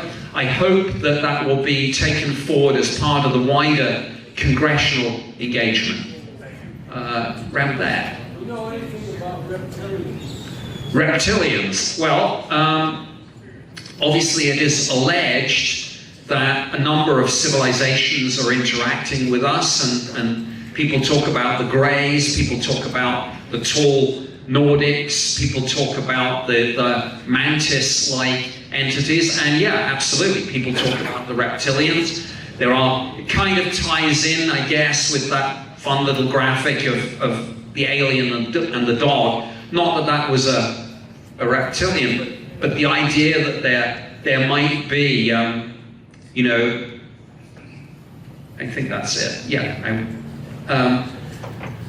there might be NHI among us, and they might be extraterrestrial, but they might be time travelers from the future. They might be something from other dimensions. They might be something from under the oceans or under the earth. I mean, I've got no direct knowledge that those kind of rumors about reptilians are true, but a lot of people believe it, and a lot of people who claim to have had abduction/alien contact experiences claim that they have interacted with reptilian entities that are not entirely friendly, shall we say. And again, is there a connection between the idea of reptilian non-human intelligence and something more traditionally demonically dark side, the devil, demons and things? I don't know, but I look for those connections. Over here. 2027, your best guess, based off who you've spoken to, whatever you've heard, talking to friends and such, do you think something's happening and what will happen? Okay, a lot of people are talking about 2027 as there are various different theories. Is there some sort of craft on its way to Earth, and will it arrive in 2027? Will the ancient gods of Egypt, who were perhaps actually extraterrestrials but misperceived as and worshipped as gods, are those ancient Egyptian gods returning in 2027? Or is 2027 just disclosure? 10 years after the New York Times article began the process of mainstreaming this, people love their anniversaries. Even the deep state probably does 10-year plans, like, let's do this in 10 years. So I hear a lot of talk about 2027. On the other hand, the cynic in me says we've heard all this before. We had Nostradamus 1999. We had Y2K in 2000. We had the Mayan calendar supposedly ending in 2012. What actually happens when we hit those dates? A big fat zero. So actually, on the basis that past occurrence is usually the best guide to future events, I'm going to go with nothing's going to happen. But let me just unpack this. Some people believe in something they call controlled disclosure, that there is a gradual plan to acclimatize us to the reality of this, and then at a certain point when we're all ready, notwithstanding what I just presented about the dark side, but if it's judged that we're all ready, okay, then disclose, because as the old saying goes, you don't scare people or shock people by telling them something they already believe. So that's controlled disclosure, and people that believe in it say 2027 is the end date for that. Catastrophic disclosure is it all goes off the rails and suddenly comes out all at once. So instead of a carefully orchestrated plan with a whistleblower here, a congressional hearing there, it's just suddenly bang and it's done. And even more catastrophic disclosure would be an adversary doing it and then leveraging it for geopolitical advantage to set nation against nation, and certainly to set people in the United States against each other even more. Because I can tell you what, let's just suppose for a moment in the current political climate that we do get disclosure as I defined it right at the beginning. My fellow Americans, people of the world, we're not alone. Well, half the people won't believe it. They'll say it's fake news, right? Because we're that divided right now. So I think there is that danger. But my bet for 2027 is still that it'll pass off, we'll be okay. Right at the back. Do you think there'll be maybe next couple years like a whistleblower is going to show us on an alien attack and just said that's real and it's got some world upside down? Yeah, I hope so, because there's only so many stories that can be told. Now, I mean, stories are important, and even in this day of, and of course we've got the cops here, but even in these days of forensics and DNA and surveillance camera, eyewitness testimony still lies at the heart of the criminal justice system. A jury has to sit down and say, do I believe this person or not? And make literally life or death decisions based on that. So testimony is important, but in relation to UAP, yeah, I get it. A lot of people are saying, well, we've had whistleblowers and we've had claims. Where's the beef? And so, yeah, bring us the hardware. Absolutely. And the other thing about bringing the hardware is that you can get it into a lab and then you can test it and then you can repeat the experiment and it will satisfy the scientific method, or certainly the part of the scientific method that relates to, testability, non-falsifiability, repeatability. So I hope, look, certainly people allege this tech exists. I mean, if you look carefully, sometimes these people give very careful, cautious interviews. But sometimes when you get people like Lou Elizondo on some of the smaller podcasts, they'll be a little bit more, ironically, they'll be a little bit more kind of forthcoming. And they'll say, yeah, this is real and we have the technology. And David Grush has been very clear. He said we have craft and we have what he termed biologics. So yeah, bring it on. Yes, then. In England, did they ever talk about Project Bluebeam? That's been discussed in the UFO communities. It was a NASA scientist on his deathbed said that there would be Project Bluebeam, and it was a way to frighten the people of the world to agree to a one-world government. Yes. This was Werner von Braun, and he talked about it as being what, according to the quote, the last card. The last card that would be played, I guess, by the deep state. And the theory behind Project Bluebeam is essentially that an alien invasion would be faked using a combination of, you know, Hollywood-style special effects, holographic projection, intelligence community deception operations, fake news, AI now, of course. And what's interesting about Project Bluebeam is you can fake anything. And proponents of the Project Bluebeam theory say, well, you could fake an alien invasion, and then you could kind of introduce like a space patriot act, so to speak. But you could, if you were so minded and you had a different strategy, what if you faked the second coming? And you played a religious card as opposed to an extraterrestrial card. So yeah, Project Bluebeam is not, belief in Project Bluebeam is not confined to the United States. There are people all around the world who believe it, for sure. Who wrote the original Project Bluebeam paper? I don't know, these things probably get written by committee sometimes. Yeah. This is really new, but have you've heard of the Matthew Brown whistleblower? Yes. He's announcing a Borygon. Anything about Borygon? Oh, yeah. This whole kind of diagram kind of came out. I mean, again, it ties in with demonology and the occult.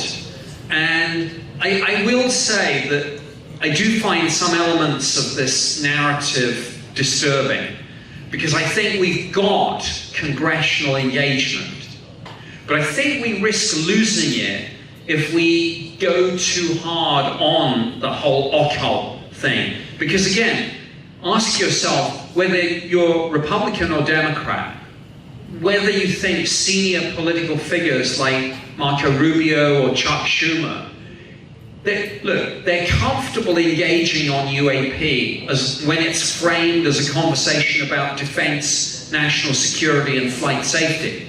If you then start injecting a lot of religiosity into it, a lot of demonology, a lot of, you know, kind of occultism, those people are gonna, right, okay, I'm not having this conversation. Because, you know, whatever those people might believe privately, and of course a lot of them are very conventionally religious, and if you believe in God, you believe in the devil, but they're kind of comfortable saying to the Senate Armed Services Committee that we need to find out if this is Russia or China or something else. They're not comfortable appearing in these congressional committees and saying, well, let's talk about demons. But that's you know, absolutely that diagram and the acronym, it all relates to demonology. Anyone? Oh, one there? Did you have your hand up? I read somewhere that there's the blood type O that they believe comes from. Oh, yeah. This is actually, I think it's the whole rhesus negative thing, isn't it?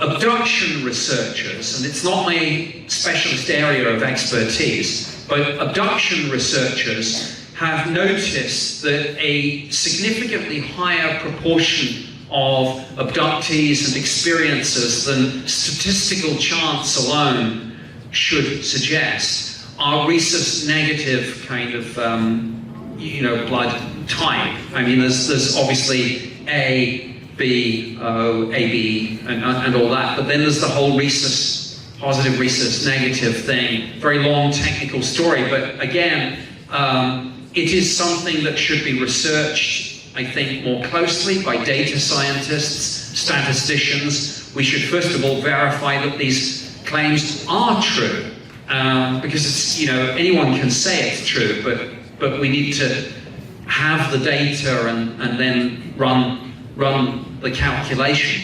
But if we could find something that binds these people together, you know, because that's the, you know, why do some people see UAP and others don't?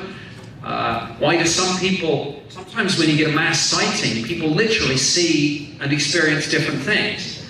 And if you're into the whole abduction, alien contact thing, why are some people chosen and others not? And if it does turn out, if there is some sort of breeding program or something, is it about bloodlines or blood types or something like that? So it's a really good question. Now I can see Martin has come up to the front, which I strongly suspect means that our time here is either running to an end or about to expire. Shall we take a couple more? Okay, one there and one there, and then we're done. So yeah, first you and then the person in the red jacket thing. What could be a realistic example of AI becoming self-aware?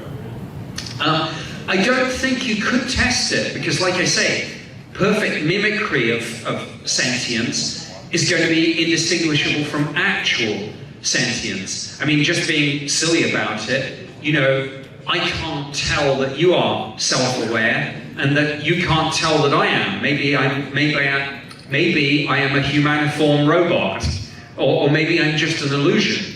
Now, we used to have something called the Turing test, named after the great computer pioneer Alan Turing. And those of you who haven't seen the movie The Imitation Game, by the way, please go and see it. But the Turing test is now old. All the different computer pioneers and scientists have their different versions of when they think it would be. I think Steve Wozniak has the cup of coffee test. He says when a robot with AI comes into your house, finds your coffee machine and makes a good cup of coffee, and then leaves, then it's probably sentient. But again, my answer is no, it's just mimicking, maybe. So I don't know what the test would be. I think this isn't quite the question you asked, but here's something that my wife suggested to me. And she said, you know, you can play around with ChatGPT and Grok and these things, and it's very impressive. But she said it's very reactive. You know, you ask it something, and if you don't clear your browsing history, it will remember what you've asked previously. But Elizabeth said, one thing to watch for with the AI is when you turn on your computer, before you kind of go to ChatGPT, you find it's come to you and said to you, hey, you know, I've been thinking about what you asked me 2 weeks ago, and it's kind of made me wonder. And so I think the answer to your question is, at the moment, it's impressive, but it's reactive. I think when it becomes proactive, that's when we're gonna really maybe pass a threshold. But what do I know? And I think the last question was yes. What's going on in Antarctica? Oh, okay. The very short answer to what's going on in Antarctica is I don't know.